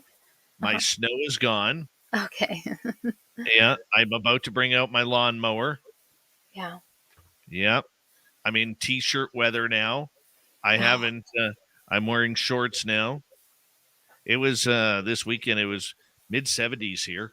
Oh my God, that's beautiful. It must be gorgeous. And you get to go to your forest and you get to go do the fun things that you said you were waiting to do. I went there twice this weekend. Oh, that's so beautiful. Went there twice. Wow. How was it? Anything interesting happened there? No, energy was, it was really, the first night we went there, we pulled up and I kind of wandered off down to the area where we had seen the Sasquatch last year. Yeah. And I got about 50 yards away and I could feel the energy headache starting. Oh, interesting. Yeah. So that was kind of cool. So what does that mean exactly for you? Is that like precog for contact? I don't know. It's kind of, you get certain signs there. Like you pick up on certain energies, right? Yeah. Like, for instance, if the wolves are out, the wolves will give off their energy. If the bears are out, they'll give off their energy. If the cats are out, they'll give up their energy. You know what I'm saying? If the moose are out, they'll give up their energy. And you just kind of play it as it is. But I think in that area, they have to get used to me again. Like it felt very good to be there. It felt good that it was kind of like that feeling about, hey, you're back. You know what I'm saying? Yes, totally. But we're not going to show you where we are. We're not going to, talk to you or anything like that. My son was having a great time listening to the woodpeckers. Oh, so that's beautiful. that was kind of cool. Yeah, that's But amazing. it was good to be back and just being in that area and picking up on the energy again. Yeah. I think in a couple weeks it'll start to heat up, maybe a month. Yeah. Yeah. Well, let's see. 70 is awesome. Today it was storming, raining. It's going to rain till next week. It was raining really hard. It's 52 here. It was 52 today, all day. So it's pretty cool. That's our mornings are a little bit colder than that, but it's still shorts weather now. Yeah, that's awesome. That's because of my background. That's so funny. That's old Random Gee right there. South Salida Realtor. That is hilarious. Yep. He got some aliens a couple weeks ago. He doesn't believe in aliens. Oh, yeah? But he got some aliens a couple weeks ago. He woke up and they were at the foot of his bed, 2 grays. So when he woke up, and he saw them, instead of screaming and yelling or asking what the hell they're doing there, his first words were, "Fuck you, Dave," blaming me. Oh Yep, no, that's unfortunate. blaming me. And then the one alien looked down to the other one, kind of like, "Can you believe this guy?" Right? And then he went on craft. But of course, random guy, it's all a dream. It's all a dream. Here we go. Interesting. Yeah.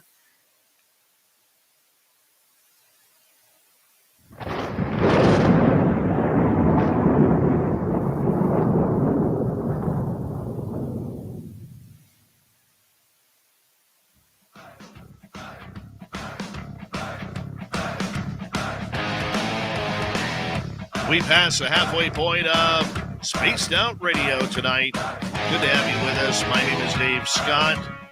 Thank you so much for taking the time. Want to remind you that if you missed portions of this show or others, check out our free archives by going to youtube.com/Spaced Out Radio. Do old Davey the favor, hit that subscribe button. Our website, spacedoutradio.com. We have a plethora of features for you. Rock out to Bumblefoot, read the Newswire, check out our swag as well. Follow us on Twitter at Spaced Out Radio, Instagram at Spaced Out Radio Show, and on TikTok at Spaced Out Radio. We have her till the top of the hour. Geraldine Orozco and the Spiritual You continues on her website, GeraldineOrozco.com. When we need our Zen cleansed, our Chi mixed, our spirituality cleansed, and our aliens to get a little bit extraterrestrial, this is the lady we call. Geraldine, welcome back. Thank you so much. Always such a pleasure. All right, we're going to continue with audience questions. Thomas wants to know, what did you see in those underground bases? So in the underground bases, these are old bases that were used in the 50s and 40s. And some of these are vacant, but a lot of these are currently active.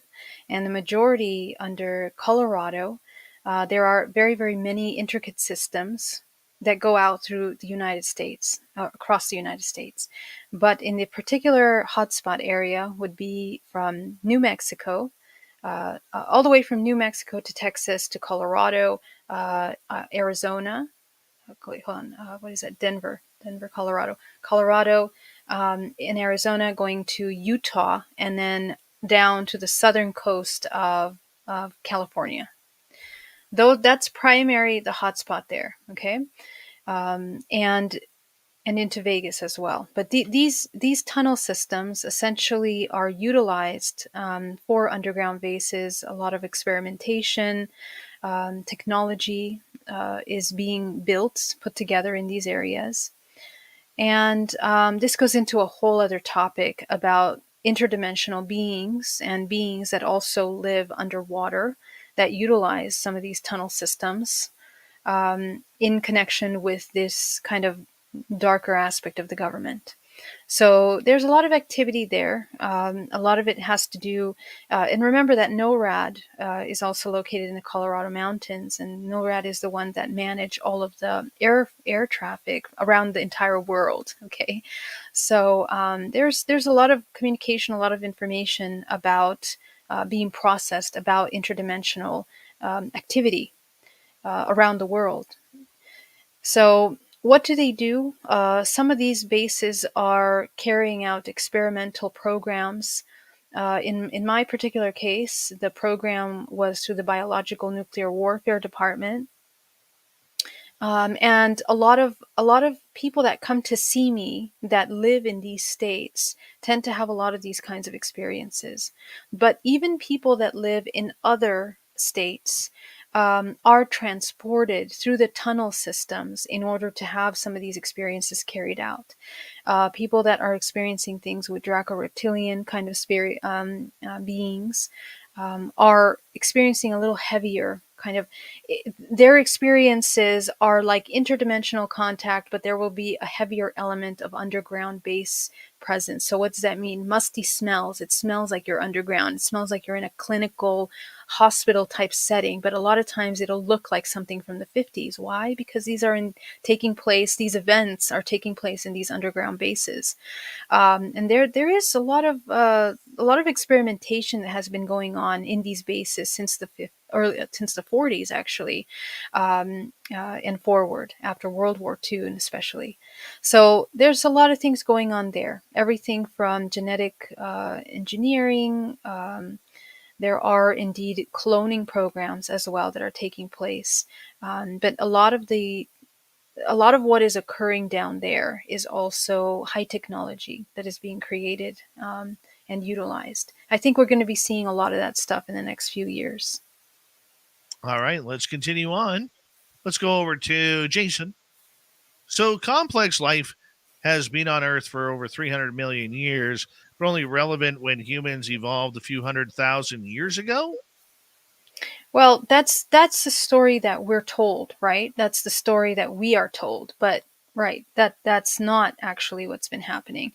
In reality, remember that time is a construct that humans create in order to measure and better kind of locate ourselves, in this reality, what we call reality.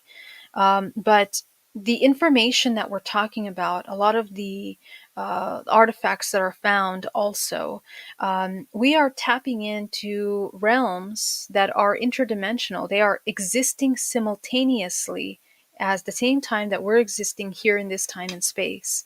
So this is how we have experiences with interdimensional beings, organisms, and also timelines in which we can access, for example, middle of the earth civilizations. Okay, um, we talk about Atlantis. We talk about all of these really ancient civilizations. Many of you can connect to these civilizations already. Why? Because again, remember that all of these experiences through the interdimensional realm are encoded in your DNA. And it isn't until you activate them that you can see them and experience them. So we need to understand that complex life exists in and around us. And what I mean by that is that we are the descendants of that complex life, and we are also the future of that complex life. When we connect with these interdimensional beings, we are seeing ourselves as well, because the way that we are interconnected. Thoughtful. Tony in the UK is asking, this one's for the lovely and wise Geraldine. A lot of ET contactees are talking about something big shifting in a few years. Do you have info? What do we need to do?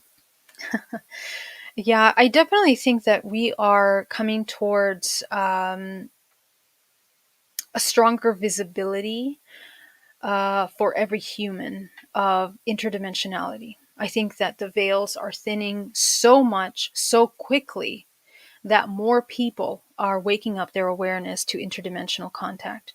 Now, I want to say something that actually triggered my thought earlier with your comment about not being able to access some of this interdimensional contact.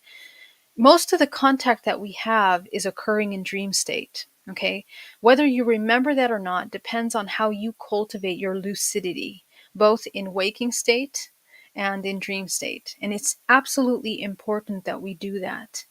But it doesn't mean that you're always going to be able to have lucidity in both realms simultaneously, because that really requires certain requirements, biophysically, biochemically, and in your everyday life to cultivate that, because you have to pinpoint and channel your information and your life force in a very specific way to do that, to hold that. It's a frequency that you have to be able to sustain. Not everyone can do that all the time.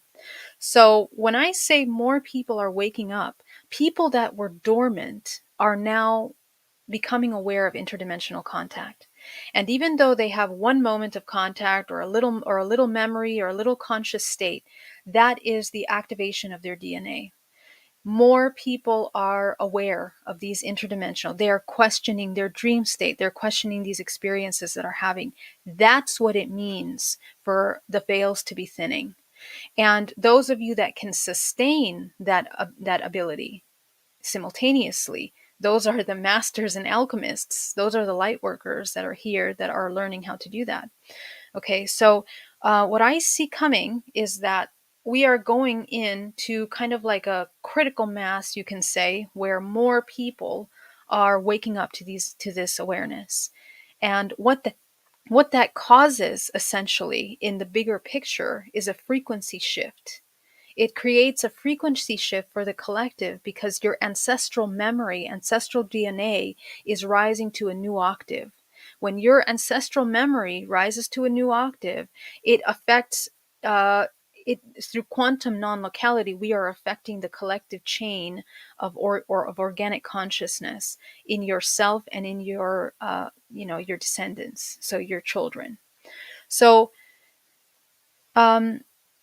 the idea that we're going to have an event in which we're going to see ET beings is a very probable thing, especially because the government is pushing very heavily, very quickly, our awareness of intergalactic travel. That's been being pushed heavily and sped up through technology, and also in the factions of the government that are going to support the activity that's going to be happening, in the fact that they're talking about it openly in the news. Remember that everything has a purpose. There's nothing just by chance or accident. So we've kind of been building towards that. Okay, so what do we need to do? We need to train our lucidity in waking and dream state. Why? Because when these events, whether they're orchestrated, manufactured, we need to be able to discern what is happening. Just like when we have false flag events, we have many of those that are designed to train us to practice our discernment.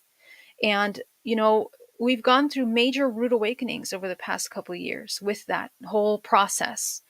And it was designed for humans to learn how to trust themselves. If you know something deep within you as your truth, you need to hold on to that. You need to act on that and live in integrity with that. Anything that takes you out of that balance is destructive to your organism and to the collective, as we saw. So we don't want to continue those patterns of destruction. And it's going to be, in a way, I don't want to say tested, but it's an experience for the collective that we are inviting as a whole. And I do believe that it's something that we're going to be coming into. Carrying on with Geraldine Orozco and the Spiritual You, let's get to Mike. How do you help clients with high HD or ADHD stay focused and help them find the right method for them to meditate, sit still, etc.? Okay. Well, first of all, I grew up with ADHD to the point where when I was a child, they wanted to medicate me. Okay. So I know firsthand the difficult process that it took me to learn how to sit down and connect with my emotions. I work through the emotional body. Why? Because the emotions are the language of frequency, and they are the key to regulating the nervous system. So, very simply, by following emotions, we can quickly disengage the survival mechanisms of your body, your brain, your survival mechanisms, which are encoded in your nervous system and then played out by your muscle system. So you can disengage that and little by little begin to train the body to feel safe in a state of vulnerability, which is what meditation is. That's why meditation is so scary for a lot of people, because we have to come into complete authenticity and vulnerability.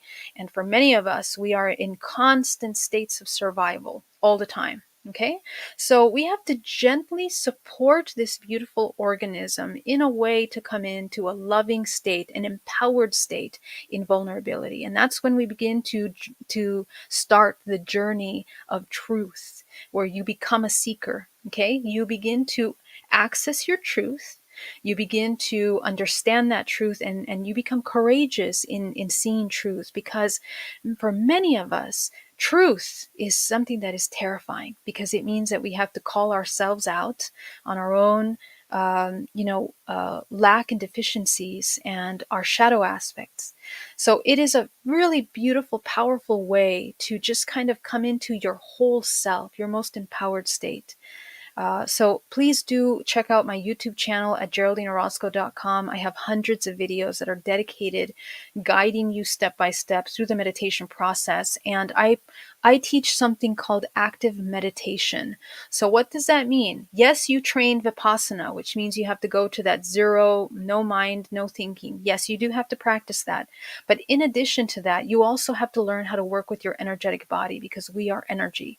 When you learn how to work with your energetic body, you can cultivate long times of meditation that are really life shifting, not just cultivation of peace in the mind, but living in a state of peace, which is a completely different thing. So definitely check that out. All right, continuing on here. Let's go to Nicole. Are karmic contracts like soul contracts? Right, exactly. So, yes, so soul contracts. Well, let me see. How can we differentiate these? Contracts that are karmic are referring directly to cause and effect, which are the games and the experiences that we play within the matrix. Okay, soul contracts are essentially, let's say, the blueprint of everything that you are as you incarnate. Perhaps the purpose of your incarnation in the body that you have at the time of birth, with all those astrological signs and cosmic bodies, the photograph of the universe that's encoded in your body. Okay, there, that would be the agreement of your existence. So that's more of a soul contract, and we can differentiate the two by saying that a karmic contract is the agreement to experience the duality and contrast. So the soul learns and experiences through these agreements. Awesome. Izzy is asking, is deja vu a download? That's an amazing question. So, deja vu essentially is very interesting. It is when you become, for a second, you become lucid in your waking state. Okay, so those of you that have seen the film Inception, where the person becomes lucid, they realize that they are in dreaming, right? They're in a dream world. And immediately when they wake, when they collect their consciousness, they can then choose what to do. They remember what they're supposed to be doing. So these deja vu experiences are you becoming conscious in your dream state. Okay, so a lot of times we don't realize how much in hypnosis we actually are in our waking state, and we just go with the flow, but not in a conscious flow, but rather an disempowered hypnosis. And so what happens is that these events are meant to wake up consciousness, and they also function as markers for you to understand that you are in alignment with what is supposed to happen. Remember that time is a construct, and also we exist simultaneously with fractals of ourselves. So when a fractal, a conscious fractal of ourselves, comes in to that simultaneous timeline, you become aware of it, that's when deja vu happens. It's like two timelines meeting simultaneously. Okay? And that awareness allows you to understand your role in that experience. Why, Uh, you know why? Let me just quickly add to that. Because remember, in a deja vu, you know what's going to happen next. This is why. Okay? So it's almost like saying the future timeline intersects with the present moment, giving you information on what's a potential possibility. And you must be lucid because it's a key moment in your life story. It's a very key moment because you are choosing a timeline. You can follow the timeline the way you remember it, or you can change it because, in a way, you're kind of co creating your experience in the present moment. Let's move on here because we are running out of time, about 5.5 minutes to go. Dave is asking, Geraldine, have you experienced a human hybrid's energy versus a human's energy, and how different is the strength they emit?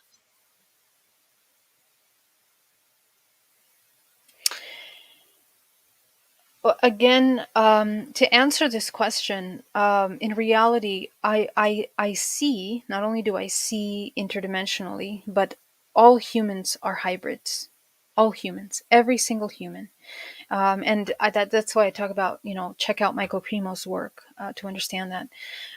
But we essentially are a cocktail of DNA because in our DNA we have a photograph of the universe, and encoded in that photograph of the universe is these ranges of frequencies that we categorize as species, because that is the way that human filters this interdimensional information and organizes it.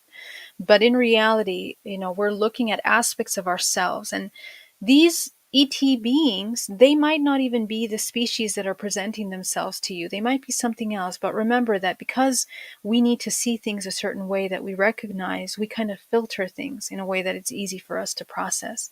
So the force field of an interdimensional being literally triggers a lot of contactees to activate their psychic abilities, because their geometric construct, and remember, the Platonic solid structure that is sustained is different in different dimensional planes. So this is a completely different geometric construct that shifts your organism. That's how powerful it is. So a lot of contactees end up with heightened psychic abilities, healed bodies from illnesses, major organic shifts in the physical. So that is how powerful they are. It's extremely powerful, and we all have that ability. Marge is asking, Geraldine, do you recommend a plant-based diet? I think I can answer this for you. Geraldine is all about bacon. All about bacon and pizza and everything else like Taco Bell. Right. Okay, Margie, thank you, my love, for that question. Well, I don't actually promote any specific diet, and here's why. Because I have learned and I have seen that every single human is progressing in a cyclical way.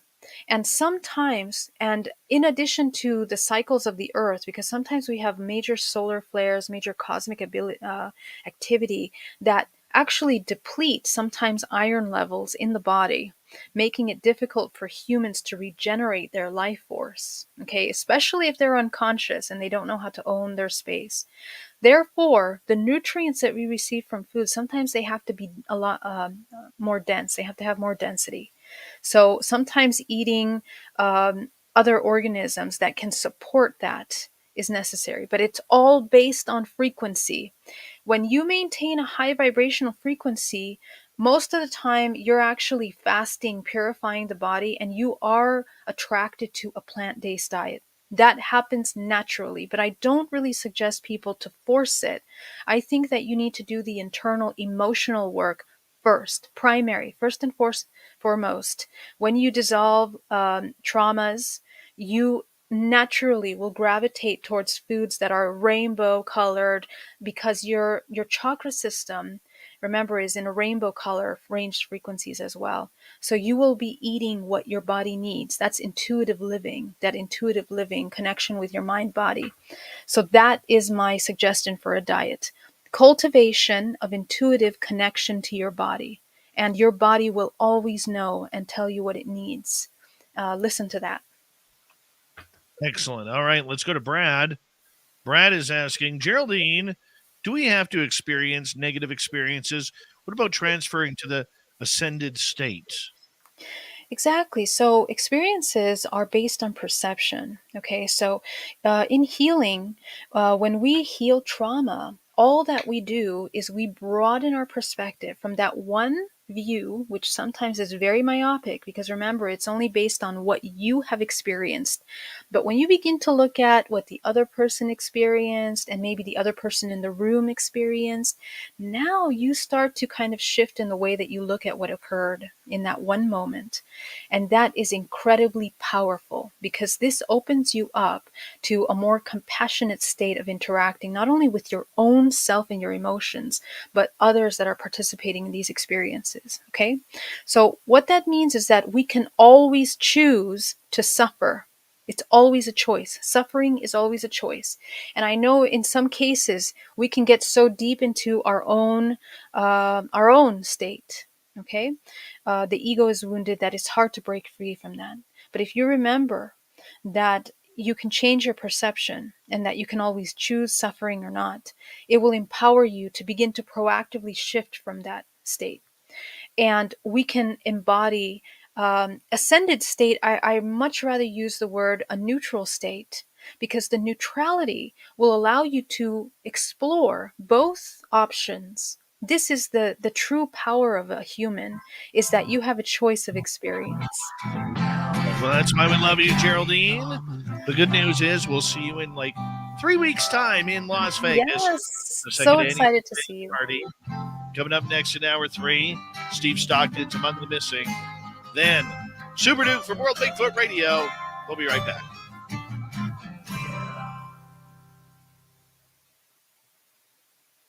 Two rooms of shoes, wall to wall. I love it. Dave. All right. Well, it was such an honor to be here. Thank you so much. And don't forget to check out my website at GeraldineOrozco.com and my YouTube channel at Geraldine Orozco. Can't wait to connect with you. And I will see you on in Vegas. See you in 3 weeks. Bye. Good night, Geraldine everyone. Orozco, everybody. We love her around here. Yeah, we do. We'll see her at the fan party. I will be right back, and we'll get things going.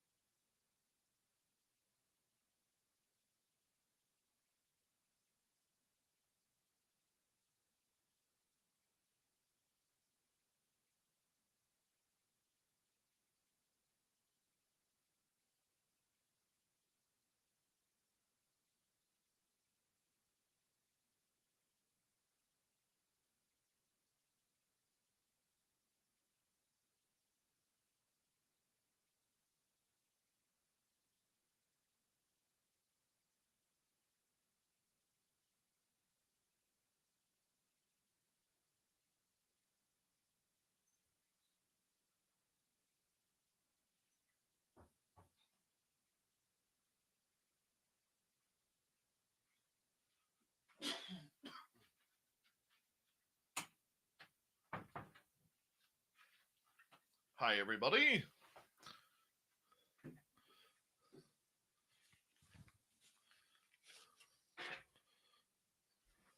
Kelly Carruthers, welcome to SOR Chat.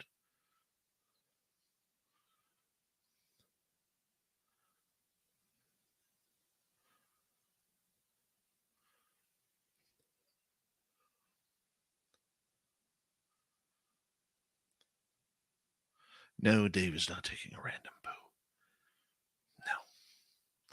No.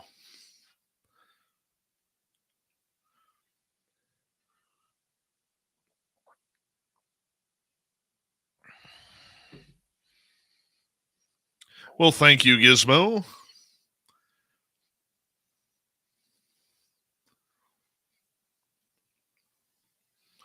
All right, we got about 1 minute to go here. Yes, the Vegas YouTube channel will be right here. We're going to be doing like 6 hours. 6 hours. 6 hours. Jessica Jones, then Danielle and Marquise, then me. 6 hours of YouTube, man. We're going to push it on through. It's going to be grand. Remember that old saying? It's going to be grand. Thank you, War Criminal. We like little Stevie Stockton. Thank you to our super chatters tonight. Louis ×2, Mark, Deb, Mike, TMI, W. Decker, Random Gee as well. Thank you. Don't forget you can get your swag at spacedoutradio.com. And here we go with the third hour.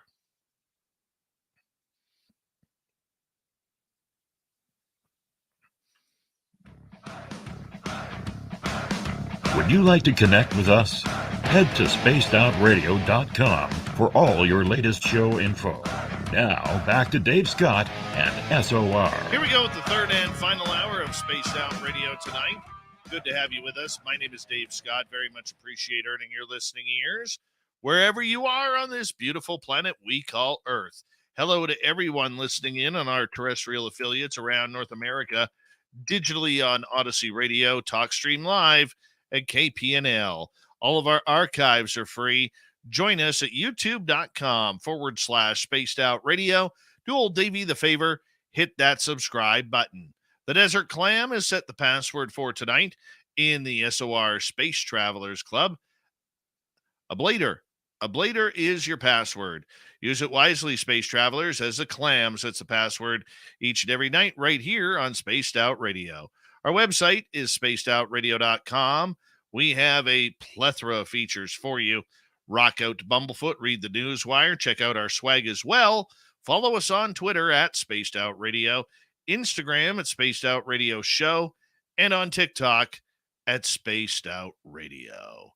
It is that time once again where we head on over to Steve Stockton and Among the Missing. Hello, friends. Welcome to Among the Missing YouTube channel on Spaced Out Radio. I'm Steve Stockton, and I'm about to take you on an unbelievable journey of people just like you. Their stories and encounters will haunt us on Among the Missing.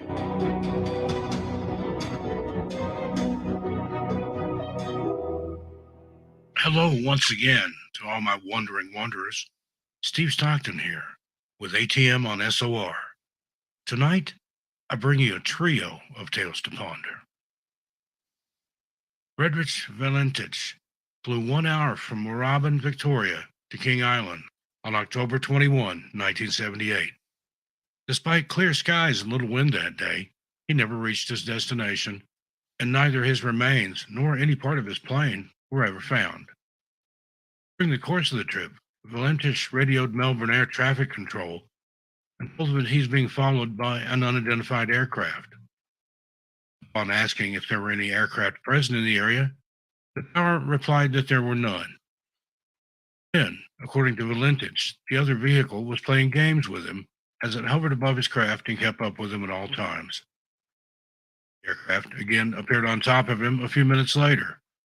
He radioed once again to say that it was not an aircraft, and that he was under attack from it. Then his radio went completely silent for 17 seconds, followed by scraping metallic sounds. Members of the UFO community claim that Valentich was abducted by aliens, along with his plane and everything else on board. According to others, it was some sort of shadowy payback for Valentich being vocal in his belief that UFOs exist. And some still believe that the crash was a hoax, speculating that he simply crashed into the ocean due to his dubious flying record and that it was a pure accident. No matter how we look at this, it is strange that neither his plane nor traces of him have ever been found. Next up, there was a fire in the Sauter family home on Christmas Eve, 1945, which destroyed the house where George and Jenny Sauter lived, as well as 9 of their 10 children. After escaping the fire with 4 of their children, George and Jenny assumed that the remaining 5 had perished in the fire as well. However, when firefighters arrived and searched the remnants of the home, there was no trace of the 5 missing children. No bones, no teeth, no remains of any kind of life. The Sauter home was the subject of many curious discoveries. The phone line, thought to have burned in the fire, was discovered to have been cut first. In the following days, neither of their trucks started. There was suspicion that they'd been tampered with. An unattended ladder from the home was found at the bottom of an embankment nearby. The fire, according to experts, was not nearly hot enough to have incinerated bones so completely. It appears that premeditation and possibly kidnapping were involved. The survivors of the Sauter family have always maintained that the 5 missing children were kidnapped and are still missing. And lastly, the evening of August 8th, 2013, Brandon Lawson argued with his girlfriend, then left his home in San Angelo, Texas, called his father to tell him that he was coming to see him in Crowley, Texas, a number of hours away. In the end, though, Lawson never arrived and was never seen again after that. However, he was heard from. During his trip, Lawson called his brother Kyle to tell him that 3 people were chasing him out of town and that he was out of gas. A number of other calls followed. Lawson also called 911 saying he was in the middle of a field with 1 car chasing him. He then called his brother and said he was being chased into the woods and asked his brother to please hurry. The background audio appears to contain gunshots. It's chilling to think that both Kyle and a sheriff's deputy arrived at the scene of Lawson's abandoned truck, and then Kyle received a call from Lawson saying, "I can see you. I'm right here," though neither man could see Lawson, and he was never heard from again. I'd love to know your thoughts on this trio of strange cases. And we love the high strangeness that Steve Stockton from Among the Missing brings us each and every night here on Spaced Out Radio to kick off hour number 3. And if you want more, all you got to do is head on over to his YouTube channel, Among the Missing. Make sure you hit subscribe and ring the bell because Steve has some great, great stories on there. From the missing to the forests of Montana, it is time for us to bring in Super Duke from World Bigfoot Radio and the Cryptid Report.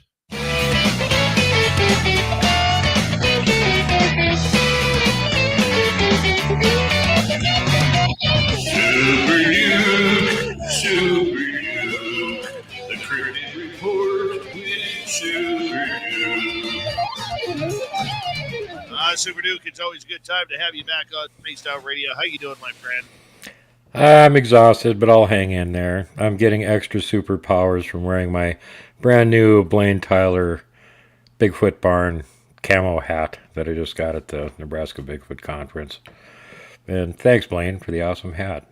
And Blaine and the man who played the Boggy Creek Monster in The Legend of Boggy Creek are my guests on this Sunday's show. So I got that all put together and ready to go. And I've been going through all the tons and tons of video and pictures and whatever else that everybody that was involved in the filming of the first episode of Inevitably Finding Bigfoot is sending to me to collate, edit, condense, and turn into an awesome show for all of you to enjoy. Enjoy the satire, enjoy the ridicule, enjoy the fact that none of it was scripted and it's all real. Random guy wants to know, did you change your hairdo, Dookie Poo? Nope. Nope, same hair, different hat. Well, look at that. That looks good. That looks good. You know, I Uh, went yeah, I look more Canadian with Blaine's hat on. That's what it is. No, that's exactly what it is. You look way more Canadian than that. Way more Canadian. The good news is, Duke, I'm able to get out to my site now. I went out there twice this past weekend. And, I abided by what Robin McRae had told me, which was stay away for a few weeks. But we felt it was good to head in. She said around the end of April, early May to go on in. So we went on in last weekend and nothing there. No footprints outside. I would say would had to be about a 1,500-pound moose. Yeah. Giant footprints that it left. There was a little bit of a print of either a small wolf or a coyote, and that's about it. No bears, no cats, no Sasquatch. But I will say this, Duke, and you're the pro here on this. When we got there on Saturday night, I kind of wandered off, down the trail a little bit, down the road a little bit, towards the giant, what we call there's this giant puddle there, okay, right at this corner. And that's where usually a lot of animals stop by to grab a drink. And as the local watering hole. Yep, got it. Local watering hole, put it that way. All right. And, one of the things that I noticed as I was getting closer to that watering hole, which the watering hole is approximately 30 yards from where we saw the big guy. Mm-hmm. I started getting a major headache, man. A major headache. It wasn't hurting, it wasn't a painful headache, but just, like it felt like there was stress being compounded in my head. Mm-hmm. And didn't see anything, didn't hear anything, didn't notice anything out of the ordinary. None of the toys at the gifting site had been moved over the winter, which was a little disappointing, I'm not going to lie. But there was that pressure on the brain, on the old noggin there. Have you had that before? Yeah, I've had all kinds of different experiences with him. I was just listening to what you were talking about, considering the situation where you saw him, and that is probably the local watering hole. It doesn't necessarily mean he's going there to get a drink, but he could be sitting there waiting for other things to get a drink. Predators use watering holes for ambush spots. And it could be that he was waiting for something to come show up that he could zap and grab and eat, and you're wandering over there. And he was going, go away, Dave. Very peaceful feeling out there, though. Yeah. Just like Robin said, there would be that feeling of, very glad to be back. Mm-hmm. You know what I'm saying? So that was comforting. Yeah, you don't have to necessarily get the creeps or hostility or anything. They can be very subtle about doing things too, They want to get your attention, they'll throw an acorn at you or something. And a good example is my main research area. As long as we're on our side of the river, everything's peaceful and happy and hunky-dory. But as soon as we go across, you are being watched, you can tell. And the further up or in you go, the more it becomes unfriendly watching until you turn your butt around and go back across the river again. And that's where I caught the gigantic one that was standing right behind me accidentally on video, which is another reason I don't like to go over there anymore. Because, yeah, I definitely know who's over there and that they don't want us over there. And Robin even confirmed that when she talked to them, that we're not supposed to go over there. So, I mean, they're your buddies and you can hang around, but you walk into the wrong area and all of a sudden they got an attitude. Nope, get out. Just, all I'm saying, man, is it's good to be back. I'm not going to get a chance to get out there this weekend. Well, maybe Sunday. But because I got to go back down home this weekend because it's my mama's 80th birthday on May the 5th, Cinco de Mayo. Awesome. Happy birthday to the grandma or the ma there. Actually, grandma too. Yep. And great grandma. And great grandma. Very cool. Yeah. So that's where I'm going to be going. But I'm going to try and get out there on Sunday. I will try and get out there on Sunday. What do you got in tune for us tonight there, Super Duke? Oh, I got all kinds of stuff. I was watching a presentation earlier today about the solar system-wide war that destroyed Maldek and turned it into the asteroid belt and rent the huge crater on Mars and knocked various things out of their orbit, etc., etc. It was all very interesting. It's been done before. I've seen like 3 or 4 different takes on it. Thunderbolts Project did a really good one, very in-depth, several hours long. But it all ties in with the old Anunnaki stories and the giants and some of the old tribes that say, well, the moon wasn't always there.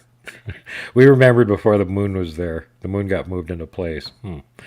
So all kinds of peculiar stuff there. And then, of course, this ties into my primary interest, which is cryptozoology. And another thing I ran into today was this show where they were talking about how creatures sometimes are assumed to be imaginary turn out to be real. And for people that aren't really sure on what cryptozoology is, it's a study of unknown, undesignated, undocumented animals. And it also overlaps into people that will study beyond things that are presumed to be flesh and blood and, paranormal, all that kind of stuff too. Some cryptozoologists won't even look at that. They're like, no, they're the ones that are going out and finding the panda, the giant squid, the Himalayan wolf, the mountain gorilla. All these things are presumed to be imaginary creatures until somebody shot one and lugged the body back again to prove it. And in the case of the panda, it was actually descendants of President Teddy Roosevelt, which is even more hilarious, because they had already been reporting this thing existing for 40 years before his kid showed up and shot one and hauled it out to prove it. It's like, man, you guys are slackers. So just because nobody's drug a body in yet doesn't mean it doesn't exist. And this is a good example of how they were talking about how the Kraken was described sort of like being this is Norse, it was in the North Seas, and it was some kind of a huge squid-like creature that would attack ships.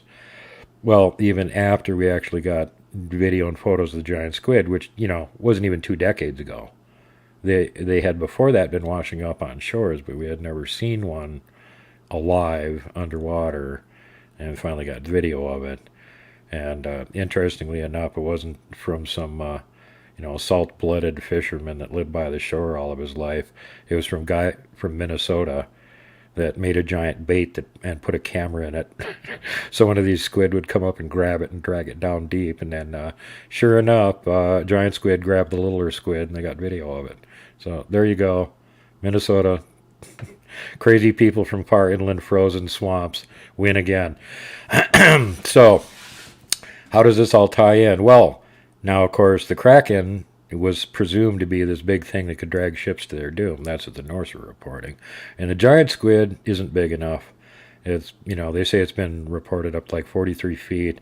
I had somebody on my show that saw one that was at least 60 feet long. It was right next to his fishing boat, and he knows how long his fishing boat was. So they're underestimating the size. But a destroyer got attacked by one, and they had to actually bring it in for repair because this thing was so big. And this modern-day destroyer now, when it had some kind of a sonar bubble or something on the underbelly of it that must have been ticking off whatever it was that attacked it. And they found some of the claws that were on the tentacles actually embedded in the hull, so they were able to extract them and measure them and go, what species of squid is this from? It's from a species that we don't know about.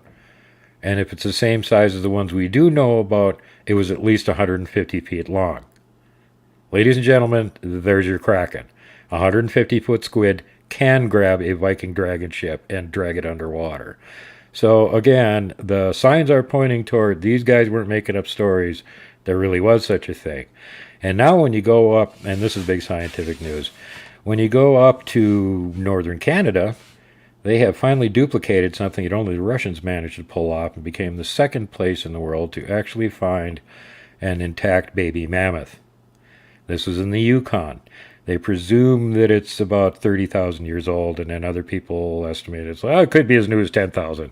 Yeah, they don't know.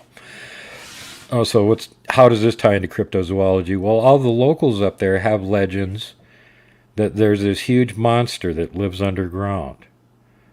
And every so often it'll come burrowing up from underground. It's got 2 massive fangs. And if you see it, or it sees you, it will run you down and kill you.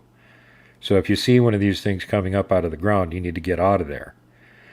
And of course what they're referencing is mammoths that were frozen are melting out of the permafrost. Their tusks and whatnot are sticking out. They think it's an underground monster burrowing to the surface to attack them. That's where that whole legend came from. So there's some placer miners up there, and they're doing their mining business, and this is really fortuitous for us that they had actually good communication, because when they removed the permafrost topsoil so that they could get to the minerals underneath it, they actually caused the bank next to them to collapse. And one of the subterranean monsters burst out and attacked them.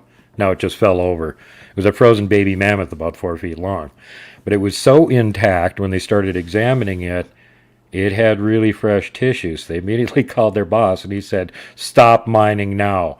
I'm sending experts there to gather this thing up and get it out of there," which it's a good thing they did right when they did. There was a huge storm coming in. They got it out of there like 1 hour before the storm hit, so that they could preserve this thing and make sure it was good and intact.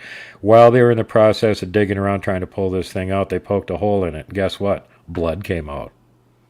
They got a blood sample from it. And this is like hallelujah, praise God news to all of the ecological people who want to bring back the mammoth and have been trying to figure out how to duplicate its DNA and splice it with modern elephants, or slowly backwork it to what they presume the DNA to be from a modern elephant to replicate the mammoth. Now they don't have to do that. They've got blood. They can clone it. That just solved the problem for them right there. Thank you, Canada, Yukon, for exposing one of those miniature version underground subterranean monsters. And the funny, the thing that got me about it is that, you know, it's the way they describe it is this thing burrows up from underground and attacks people, right? And they're in this ditch and they've got all of this overlay out of the way, and as they're working, it flops out of the embankment right next to them like it's going to attack them. It's like, that's a little ironic. Okay. Maybe this happened to one of those guys at some point in the past. They thought they were being attacked too. What the hell's that thing? But yeah, baby mammoth, 4 feet long, best intact ever found. And now they will be able to, if they want to, clone it and bring mammoths back again. So I think that's very cool. You think that's a good idea? Hell yeah, why not? They were only around like 5,000 years ago on one of the islands up north. They're very recent. It's not going to upset our ecology at all. And they're yummy. So, yeah. How do you know if they're yummy? Well, because all the ancestors said they were yummy. They were trying to catch them and eat them all the time. Obviously, they're yummy. They're just really hard to catch. We got better technology now. You are just watching way too much Flintstones, my man. Who? We got 2 minutes to go, Duke. Well, we got to go to break at the bottom of the hour. All right. Well, we got a whole bunch of Bigfoot stories coming up after the bottom of the hour. And meanwhile, I want to remind everybody, if you haven't already seen it, head over to my channel. Just got done with 3-part, 3 weeks in a row, excruciating detail with Melba Ketchum, the DNA study, all of the people she had throwing blockades in her way and attacking her, what happened to a lot of them who have been discredited since they did it, and the cryptid DNA study that she's currently working on. And again, anybody that's interested in that, she's like the only DNA scientist that we basically got on our side that's willing to do this work and get attacked for doing it. So I strongly encourage you to go to her GoFundMe and help her at least afford to be able to do all of this research she's willing to do for us. Mm-hmm. I'm still amazed at that interview with Dr. Melba. Fantastic. You know, you've had her. I've had her on this show now. I mean, this lady is jam-packed of information regarding these creatures. I don't agree with it all, but you know what? If that's where the science is taking her, you got to run down that path. Yeah, whether we like it or not, it's irrelevant. The DNA don't lie. That's one of those sciences where there isn't really much squishy room.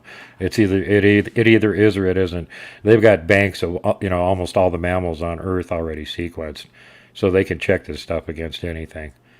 So she actually hasn't released a lot. A big part of the original study hasn't even been released yet. She's not only releasing that, but she's working on new stuff too. Duke, I'm going to get you to hold on right there, as we are going to go to break, our final break of the night here on Spaced Out Radio. Super Duke Sullivan from World Bigfoot Radio joins us a couple times each week for the Cryptid Report. We're going to get into some Bigfoot stories. That's Super Duke's passion as he goes chasing around the mountains of Montana looking for the big hairy monsters.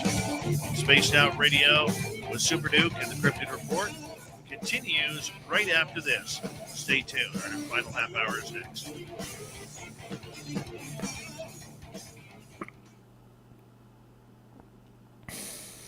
Good start. Yep. Very exciting news. Bring back them mammoths. Mm-hmm. Mammoth steaks. Right? Right? Next you'll be craving the old Bronson Storage Burger.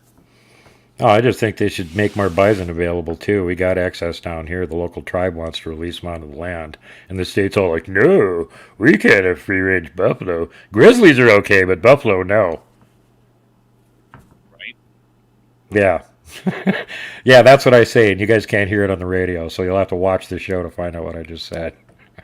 But I'm going to go change hats, because Blaine and Keith Crabtree are on my show this weekend. This is Blaine's hat, so I got to go put Keith's on. Nice. You go. I shall. Mute. All right, that's old Super Duke there. Super Duke. Super Duke. Gotta love him, man. I feel like I hit my wall.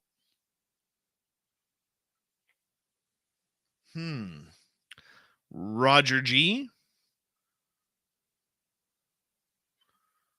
Angela G. Random G. Anybody else with a G or a G in their name here? Hold on. Scrolling up. Scrolling up.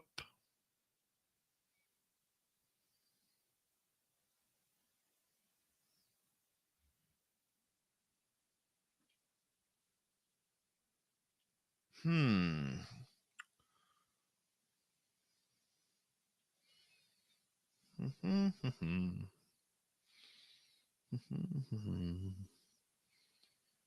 37 days. You know what's in 37 days, people? Hey, Tokeland.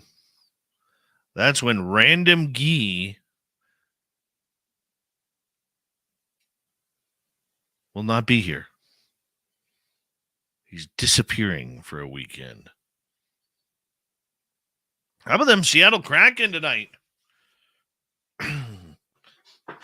Big win in overtime over Dallas.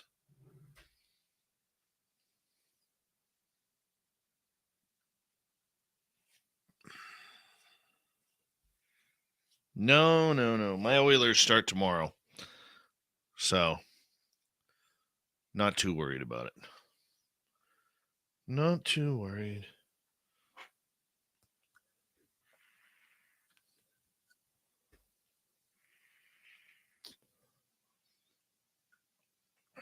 What's the key to beating algorithms?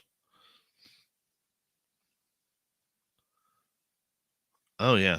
I was on the show before hitting a bunch of hearts.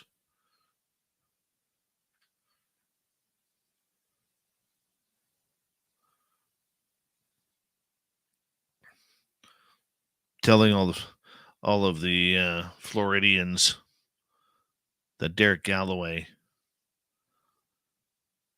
poses nude in the forest for the skunk apes.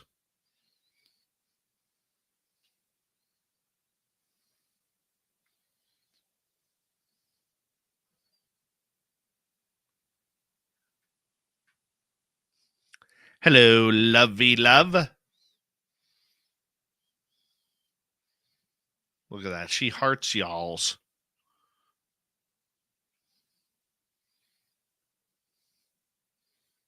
That's right. Wherever Evan Walters is, he's pissing us all off. He was here earlier. Don't know where he went.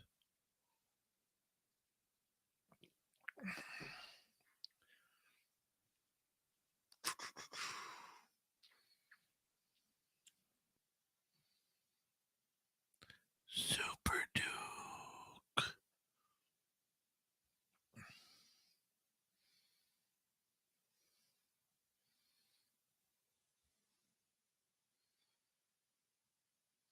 1 minute.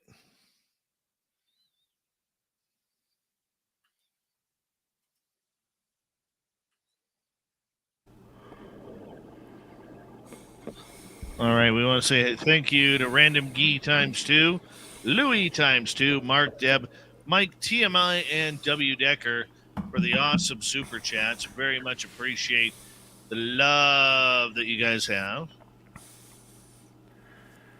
Is it hot up there? 'Cause we had record high temps for the last 2 days. We got forest fires around us already, dude.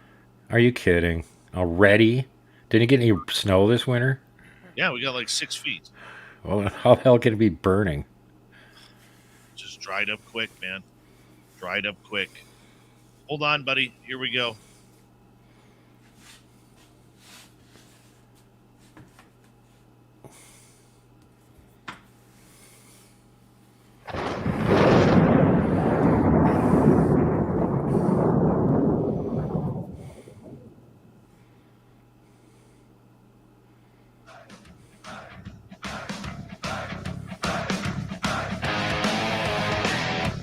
Round and third, we're heading for home tonight on Spaced Out Radio.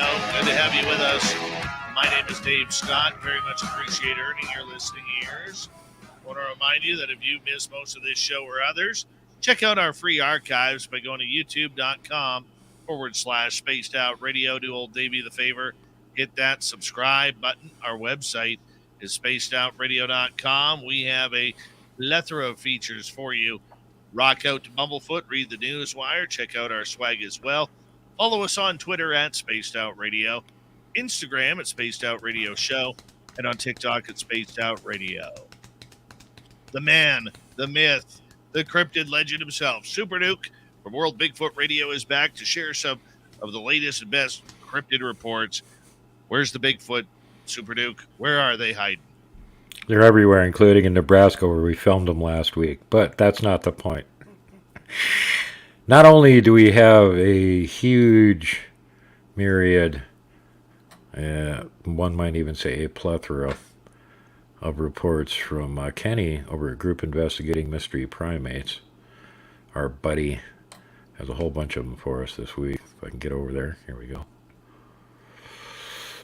And also should note that it's Captain Double Pegleg there. It's his birthday, actually, in about a half an hour. Where he's at, it's his birthday right now.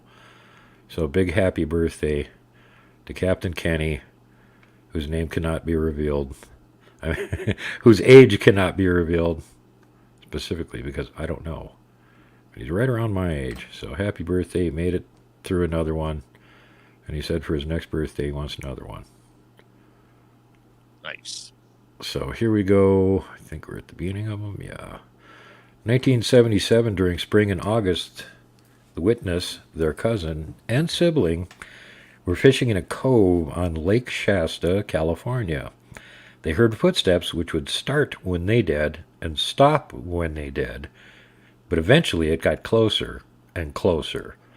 Suddenly, the Bigfoot crashed through the brush and stopped, 5 feet away from the witness, revealing reddish-brown eyes, big muscular arms and hands, huge feet, big calves and thighs, and was dark brownish-black in color. The witness called out to their cousin, who screamed and jumped into the water. The Bigfoot ran up a 40 to 45% hill and vanished. The witness noticed the hair was thin, human-like, and saw its muscles rippling under the hair. The witness did not detect any smell, even though they're only 5 feet away. Another one in 2006, a witness camping in Palo Duro Canyon State Park for a trail run heard rustling in the trees and saw a large Chewbacca-like creature with hair all over its body and deep-set eyes, standing at around 7 to 8 feet tall with long arms. The witness reported being paralyzed with fear upon seeing the creature before it quickly vanished. The witness spoke with 3 other people who had also seen or heard the creature in the area. Tracks were searched for the next day, and again, no odor was associated with the sighting. This Bigfoot always smells story is starting to sound a little bit smelly. In 1993, during the summer and June, a seasonal worker for the Stanislaus National Forest was conducting surveys for amphibians near Bloomer Lake in Tulum County, California. While focused on his work, he noticed movement to his right and saw a black, semi-long-haired animal walking upright with a gape like hominids. Should be gait, I think. The creature was approximately 5 to 6 feet tall. He guesstimated its weight at 175 to 225 pounds, and it didn't seem to react to his presence. The witness wasn't able to recreate the sight when he tried again, and he didn't hear any sounds. Later, while returning upstream, he found a fresh doe carcass with its right leg cleanly ripped off and an aborted fetus-like mass of tissue. He also encountered an exhausted buck. The witness never went back to the area, and he didn't get to see the creature's face. And yeah, last week we were in Nebraska. I found a deer kill there. They had pretty much stripped it completely, snapped its neck. In April 1979, an infantry lieutenant and his platoon sergeant were participating in an escape and evasion. Hey, a military report. E&E. And this was at Fort Lewis, Washington. They were dropped off in a wooded area and were supposed to evade search teams in jeeps while making their way north. The lieutenant and sergeant encountered a large, dark, and hulking figure that ran away from them into the woods. They were convinced it was not a bear, deer, or another person, and whatever it was, it wanted nothing to do with them. They did not report the incident to the fellow soldiers, and both were convinced it was not a natural animal or a human. The incident occurred between 8 to 10 p.m. in a heavily wooded area with no moon and some misting rain. There were no footpaths and some marsh areas. And which does not surprise me. They love floodplains, marshes, areas like that. Lots of food, and no, humans don't usually go there. In 2009, a group of 15 campers were staying at a Tishomingo State Park in Oklahoma when one of them, a 57-year-old woman, saw a figure run past her tent from west to east. She stated that the stride was too long to be a man and that it appeared to be carrying something. The creature's head was also larger than a normal human's. She estimated the figure to be 6.5 feet tall and largely built. She immediately returned to the group to ask for someone to walk her back to her tent. There were no other witnesses, and the witness slept with a gun under her pillow for the remainder of the night. I don't blame her. Yeah, it sounds like she was a little shook up by that one. Oh, my God. 2004, a family was driving along the Prospect Butte Falls Highway in Oregon when they saw a pitch-black creature step off the road into the forest. Although they thought it might have been a man, they soon realized it was an 8-foot-tall, hair-covered creature that resembled a tree stump in its degree of camouflage. And boy, does that come up a lot. They just sit down and you don't move and you think they're a stump. They thought it might have been a Bigfoot and planned to search her tracks, but were unable to find anything conclusive. The sighting took place on a sunny, clear morning in a typical western Oregon forest. Nothing remarkable in its squatchitude. In 1988, a person and their brother were on a backpacking trip on the High Sierra Trail from Bear Paw Meadow over the summit into the Kern River Valley. They heard an unearthly screaming howl of immense volume at dusk coming from some distance away. The outburst sounded as if it came from some animal with huge lung capacity, but it could not be confused with a human, a bear, or any other sound they ever heard.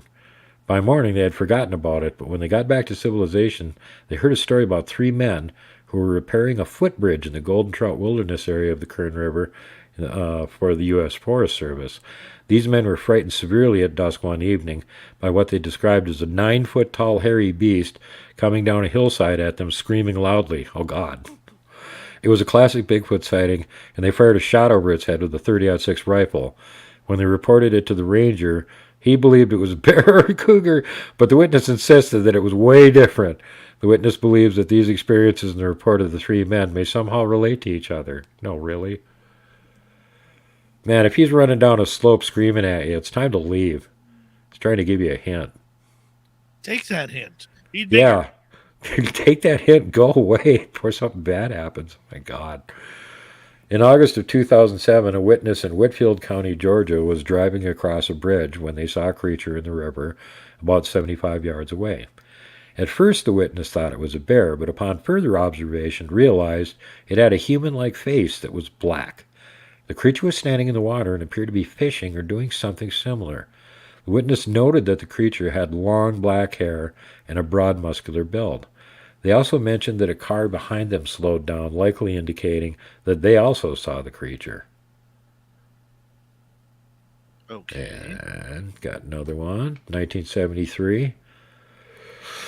Person driving down Pohick Road in Fairfax, Virginia, witnessed a 6 to 7 foot tall, 300 to 400 pound, orangey brown bipedal creature step out onto the road before pausing and staring at them.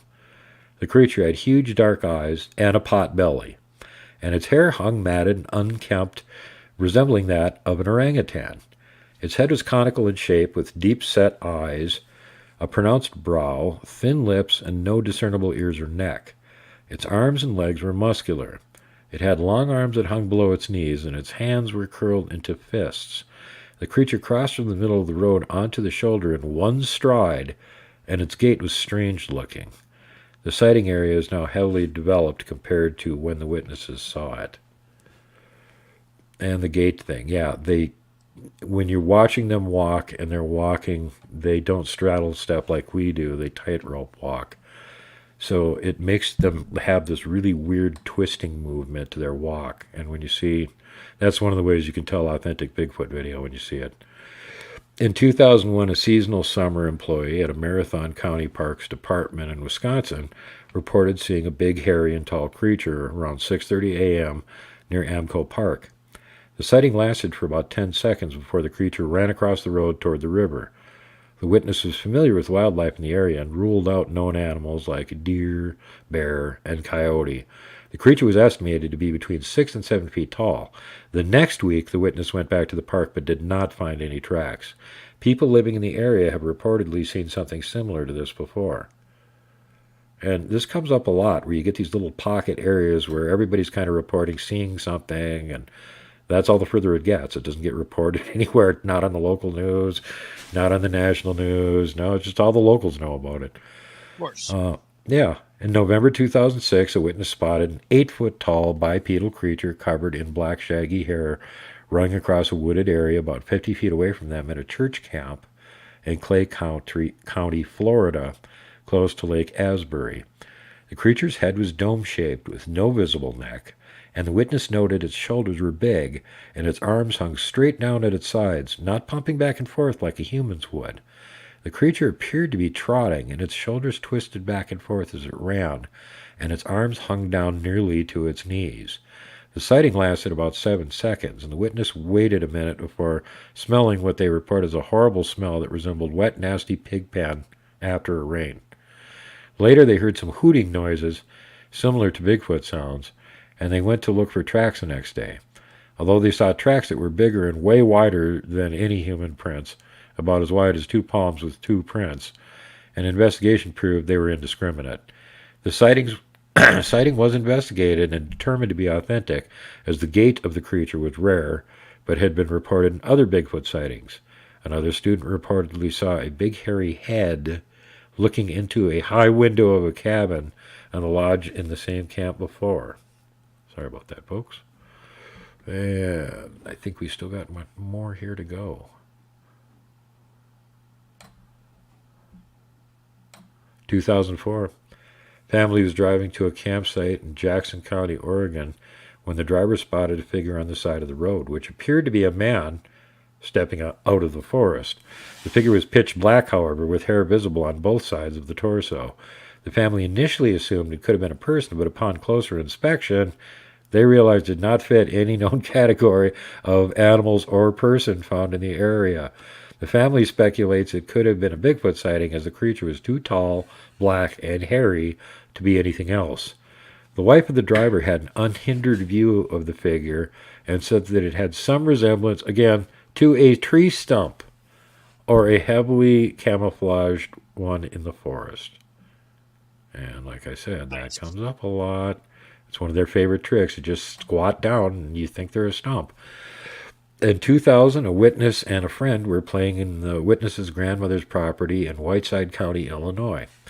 The witness was standing on top of a stack of railroad ties when they saw their friend running back to the yard with panic in his eyes. Looking towards where the friend came from, the witness saw a bulky, 7-foot-tall figure covered in long brown hair standing on the other side of a gate, poking at the ground with a stick. The witness could not see its face, but when its head tilted up toward the witness, the hair on the side stood up. They tried to look for the creature afterward, but they found nothing.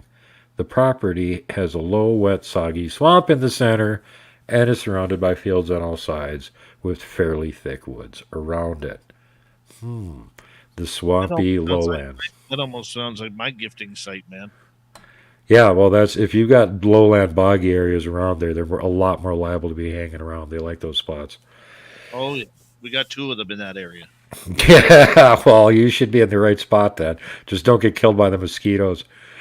In 2000, a couple driving in California near West Lake Tahoe saw an animal crossing the road, which they first thought was a bear. However, they soon realized that it had a distinct 2-legged run, was covered in longer hair or fur, and had a rust-colored hue. They could not make out special features like hands or feet, but noted that it was slightly bent over and around 5 to 6 feet tall. After the sighting, the couple believed that they had seen a Sasquatch or a Bigfoot. Both witnesses described the hair as reddish-brown and around 4 inches in length across the entire body. The creature ran on 2 legs and with its arms held tightly to its side. They guess it weighed around 200 pounds. And again, I usually take witnesses' weight estimations with a big old giant shovel load of salt, because these things are way heavier than people think they are. All I have to do is look at the impact on the tracks to know that. So anyway, the last time I was on, I was trying to remember that one story where the Sasquatch were fighting over a deer. So I had to go look it up again.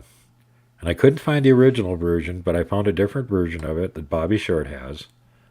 So here's the version that she recovered of this story. And again, this is the Sasquatch having a street fight. Apparently this happened in Washington State. George Brousseau claimed his grandfather Elliot told him about an encounter. And so, see, this has been double translated already. I might have got a different version of it. An encounter with 2 Sasquatch due west of Nighthawk, off what is now Log Camp Road, or believed to be near there. This was during World War II, year 1944, so that's way before there was any Bigfoot or the word had been coined. Oblivious to the border between Canada and the United States, the hairy giants would come down across the border from Canada and invade the U.S. in late summer. Dang Sasquatch. The Brousseau story occurred at a time when his grandfather Elliot was on leave from the South Pacific, hunting with some buddies for fresh meat, when he told me which he told me was rationed by the United States government during wartime along with sugar, coffee, gasoline, and tires. The hunters hoped for a deer but would settle for a rabbit or a couple of wood hens, whichever came first.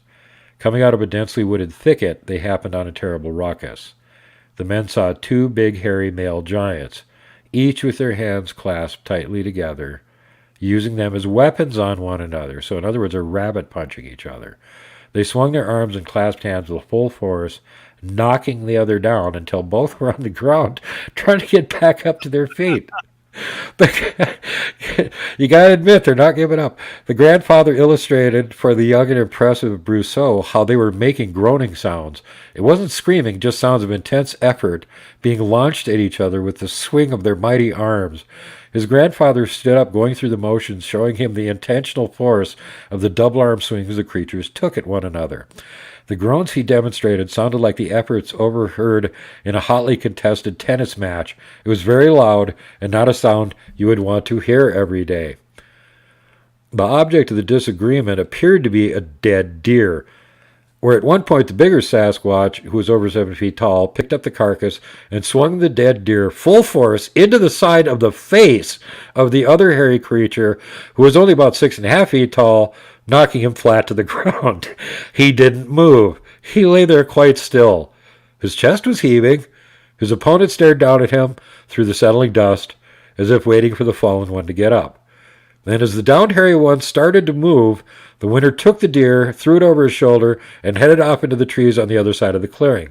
The dust settled, and the other one got to his feet and trailed after the other one. It was all over in a matter of a few minutes. I love that story. Love it. We got about 2 minutes, Duke. Well, Brissot's grandfather said there were other stories from the area, but none were so violent or terrifying to watch as this one. According to Brissot's grandfather, remembered hearing about these big men that would come down from Canada and also would die for bass around Palmer Lake, especially when the bass were spawning. So this is probably the closest story to a Bigfoot street fight that anybody's encountered so far. And yeah, I love it. What else is going on? Well, I don't know. Be careful out there in your research area, and as you get into the warmer months, it'll be safer, and you'll probably have more activity out there anyway. And we're still waiting probably another 2 weeks before we can go up and do anything. Pass is still closed. Know that feeling. We're starting to get flooding up here. That's starting to close a lot of roads. Well, south. Geez. Yeah. But we had a lot of extra snow this winter, so we're probably not going to have much of a fire season until well into August. And we may have some flooding this spring now, but, that'll just fill up the river up there where I like to go do my main research area. And everybody be happy, happy. Happy, happy, joy, joy. We can't cross the river even if we want to. And other things that live on that side might not be that inclined to cross and visit us, so that all works out good. Duke, do us a favor if you don't mind. The final minute here. Tell everybody where they can find World Bigfoot Radio. You can find me on all of the great platforms and some of the mediocre ones. And I am on BitChute, Odyssey, Rumble, and, of course, YouTube. You can also find one of my support groups, Montana Bigfoot Project. It's got like 6,000 members. Come on, join up. And then also World Bigfoot Radio on Facebook, which will tell you when shows are happening. And, of course, my main support group, which is on the censorship-free platform MeWe. Come on over and find World Bigfoot Central. We have a lot of fun over there. Excellent. Super Duke, it's always a pleasure to have you here. And we will talk to you in just a couple nights' time, my man. I'll be back. I'll be back. That's what they all say. For some reason, you still do that, though. You actually show up. I appreciate that, my man. No, I have so much fun every time, and I get to read Bigfoot stories. The one thing about, I know that some of these stories are kind of prosaic. Oh, I saw a Bigfoot run across the road. But this illustrates how many thousands of reports there are like this, where people just randomly see this weird thing and like, what is that? Thousands of reports. Are they all crazy and lying? No. Well, according to the UFO people, we are. We're crazy. We got the DNA. Well, Super Duke, thank you very much. We got Mr. Ron Bumblefoot Thal rocking in the background with Little Brother is Watching. Bumblefoot is the official music of Spaced Out Radio, rocking us in and out of every single show. Get your horns up for the guitar god himself. Special thanks to everybody listening in at work, at home, in your cars, wherever you may be. Thank you to everyone in our chat rooms tonight. YouTube, Twitch, LGAP, Facebook, Spreaker, LinkedIn, Space Travelers Club, and on Twitter, hashtag Spaced Out Radio.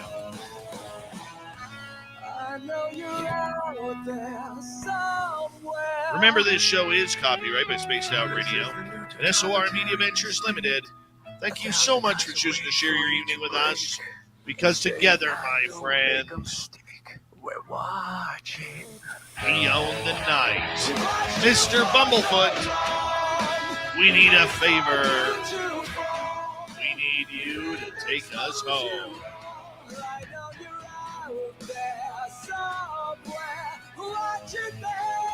Yes, the Woo train has docked for the night. But soon, my friends, we shall ride again. Your seats are always available. Your tickets never expire. And if you want to bring a friend, we got room for them too. Good night.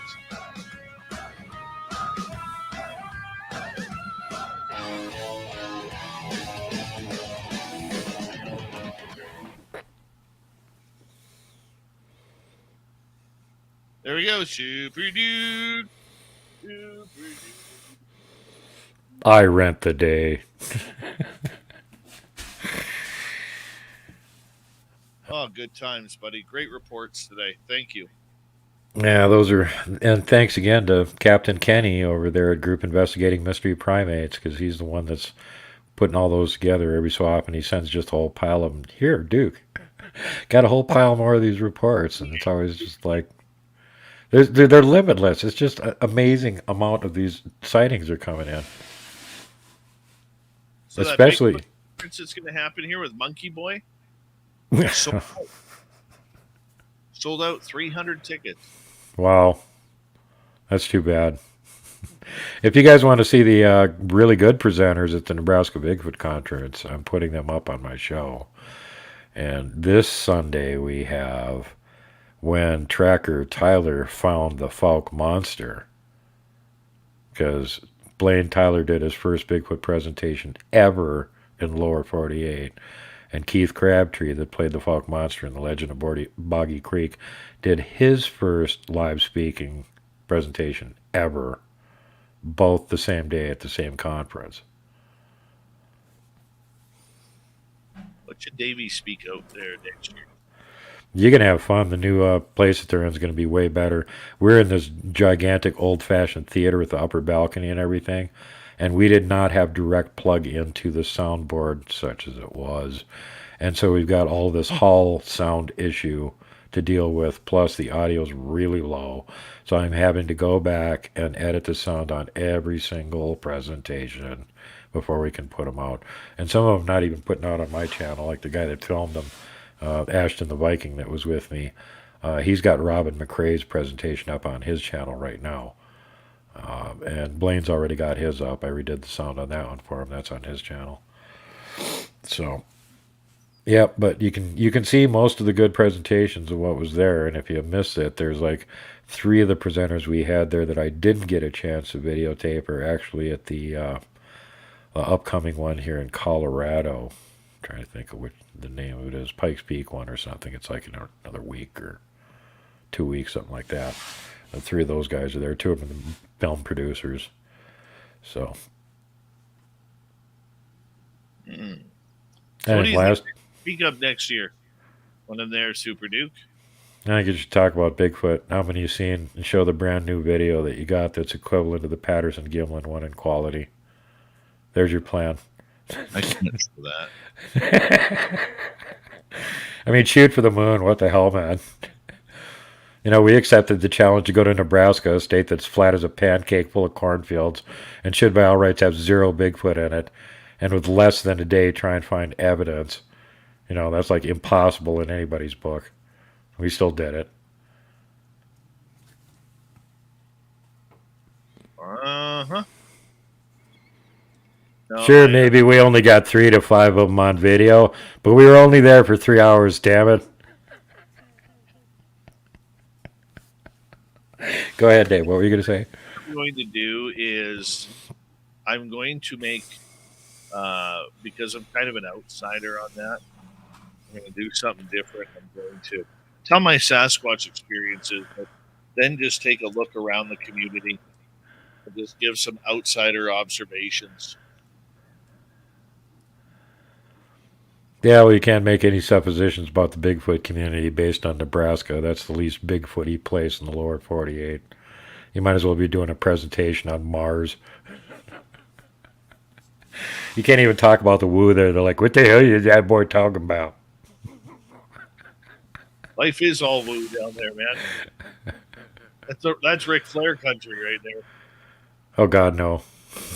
Well, they may have liked him. That isn't where he came from. He's from Charlotte. North Carolina. Yeah. It's way on the other side of the continent, not in the middle of it. Not that far. Yeah, only 1,500, 2,000 miles away from it. It's pretty a close. British Columbia away, half a British Columbia. What are you talking about? Not that far. You got so much damn wasted land up there in Canada, they just measure it in light years. What are you talking about, Dave? Exactly. That's what we do, man. You're the country that needs to develop teleporters because just any other form of transit is impractical beyond the beyond. Oh, tell me about it. I would agree with that. Oh, the next town is only like 6 miles, 6 hours drive away. Right next door. They're our neighbors. Spooky, Almost. man. You have no idea. It's the same freaking thing here in Montana. It's like, oh, where's the big town? There aren't any. They're all under 100,000 population. Well, they're pretty close to each other, right? Yeah, if you consider a 3-hour drive close, I guess they're close to each other. When you get up really up north, like you drive to Alaska, Yeah, there's nothing up there. there's gas stations along the road that will tell you the next gas station is like 200 miles away. So make sure you like fill up, right? Fuel up because unless you have really huge tanks, you're screwed. Yeah. Grizzlies will eat you or If you're on something else.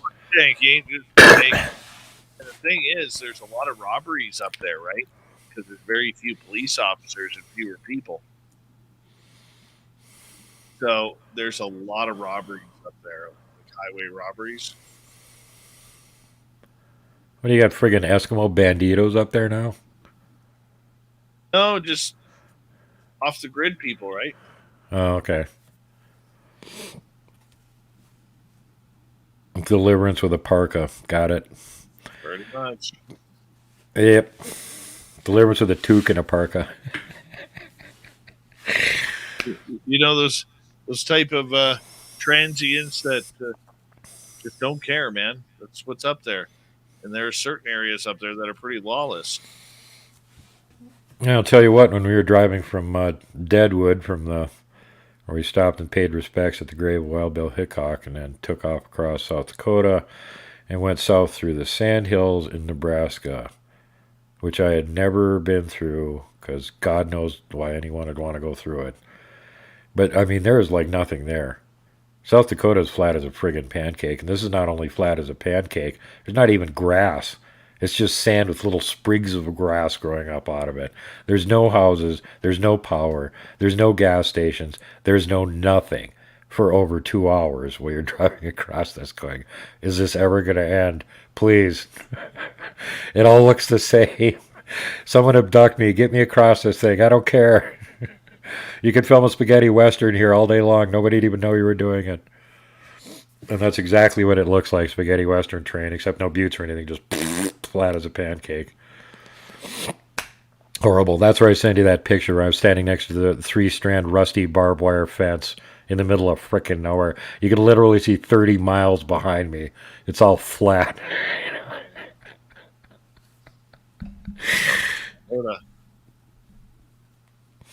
Mountain people don't like flat land. No. Farmers can have that. We don't like it. I'm staying up here in the mountains where the Sasquatch are. So anyway, I got to get my lazy butt back to work. I've been working for almost an hour here, so I got to get back to editing. All right, brother. You take care, okay?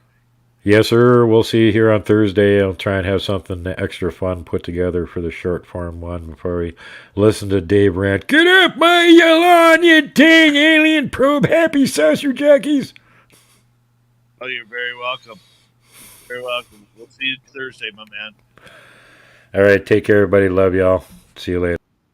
That's Super Duke from World Bigfoot Radio. Right there.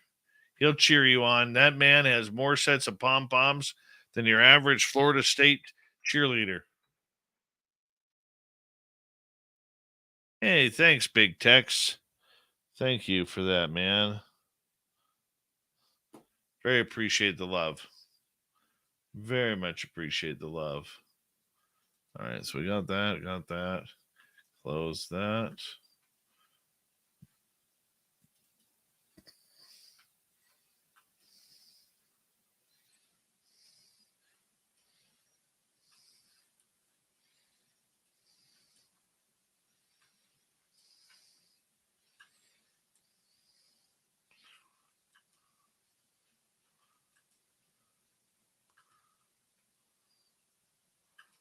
All right, let's see what's going on here.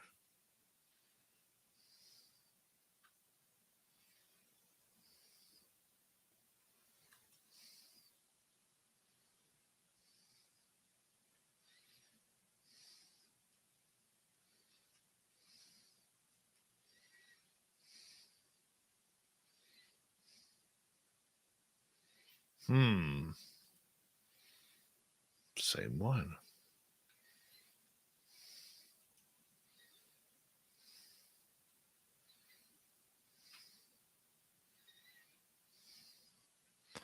No.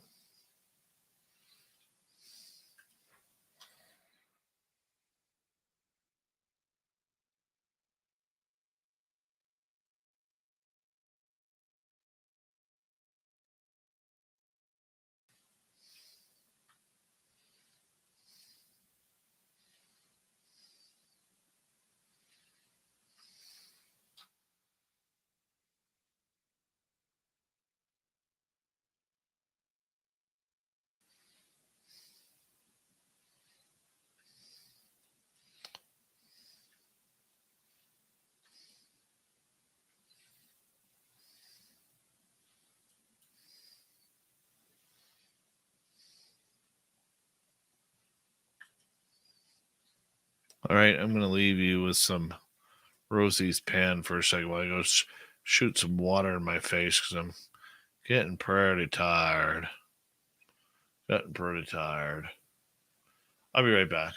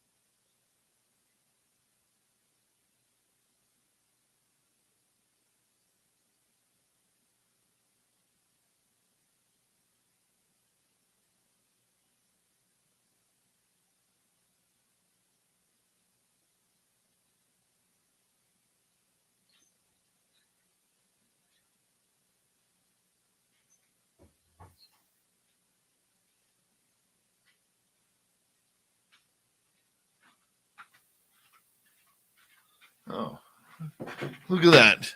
Hard to actually show you anything when I don't actually connect it. I apologize. Shows you how tired I am right now.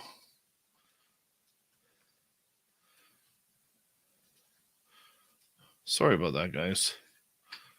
That wasn't very cool.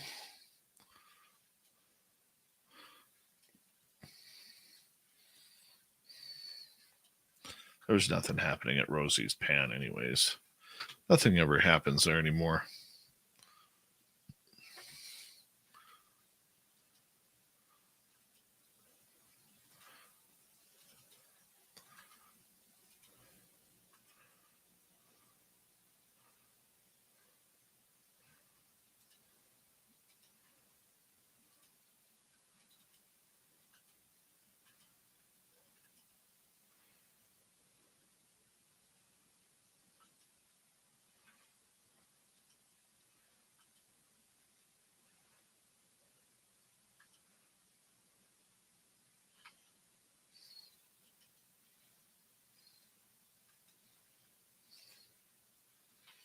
Cool.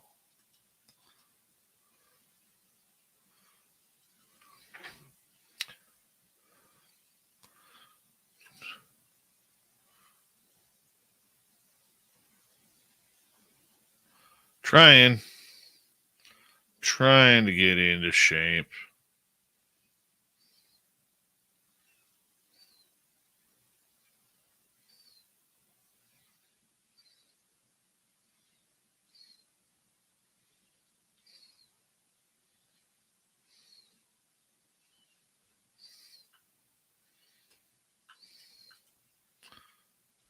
Thanks, Donald. Appreciate that. No, I don't have to stay on air until 12:30, but I mean, I do it because gives you guys a little bit longer to hang out, and I'm just sitting here editing anyways, so like I have no choice but to be here. So it's just one of those things, man.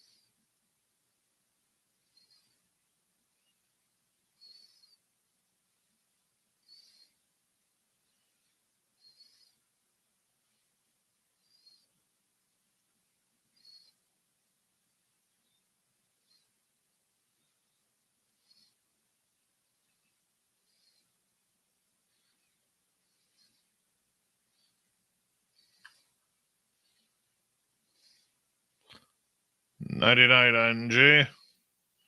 Thank you, lovey love.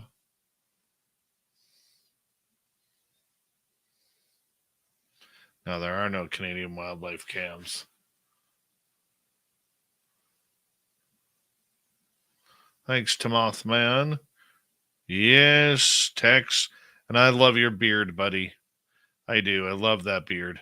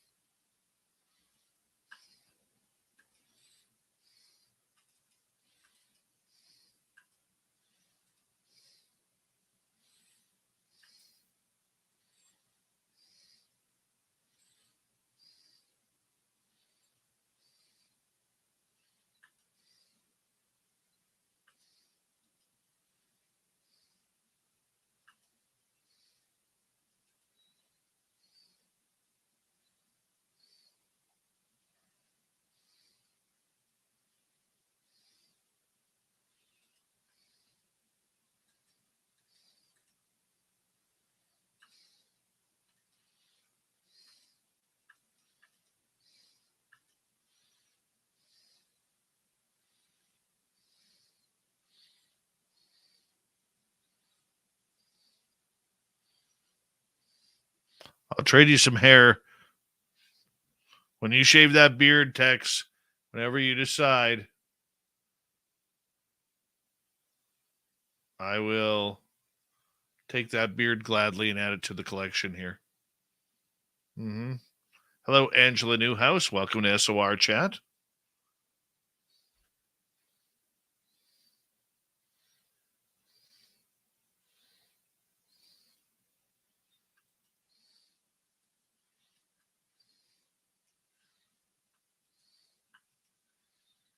How united we stand.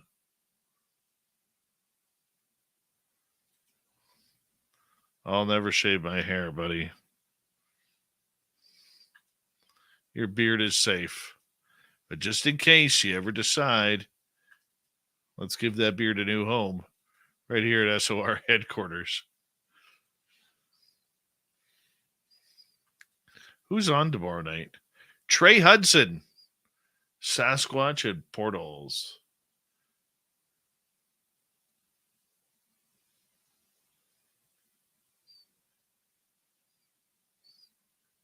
What's this voting thing that you're talking about?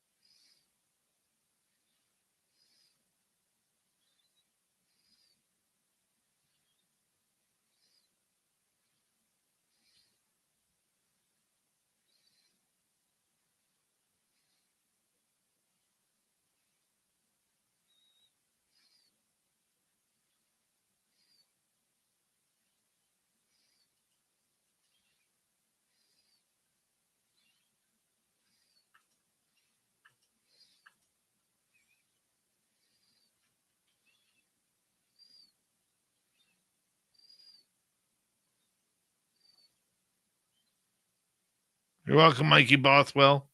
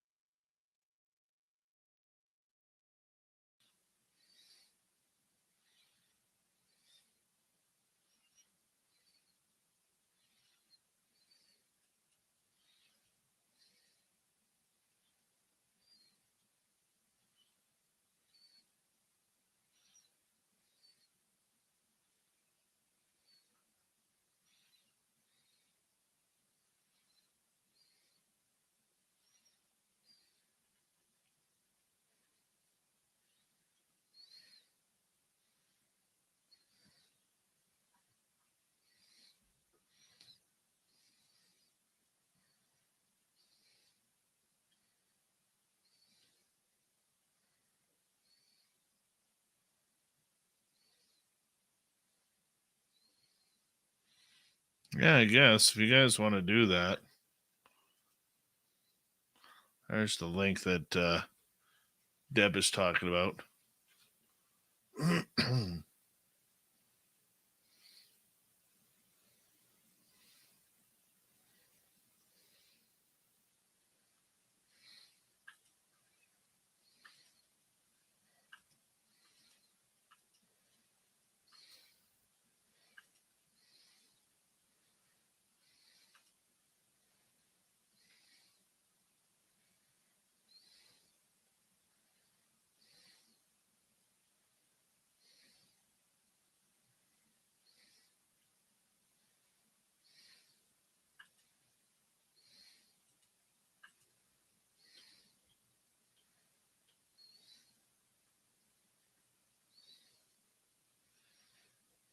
Trey Hudson tomorrow night. Gonna have a blast with him, which will be nice and good.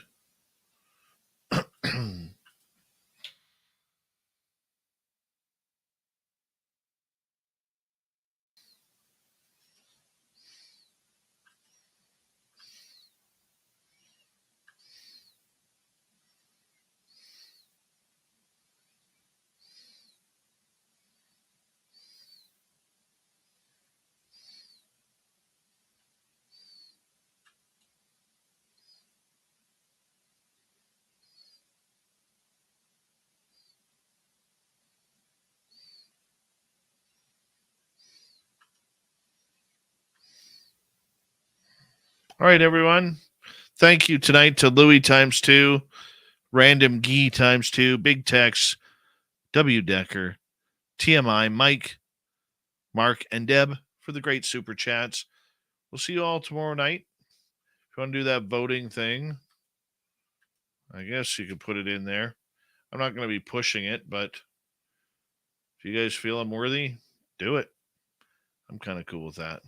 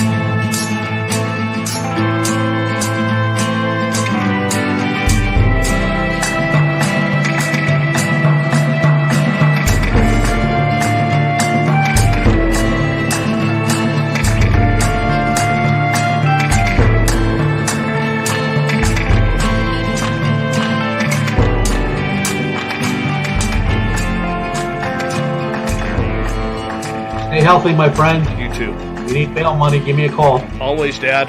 Take care. You too.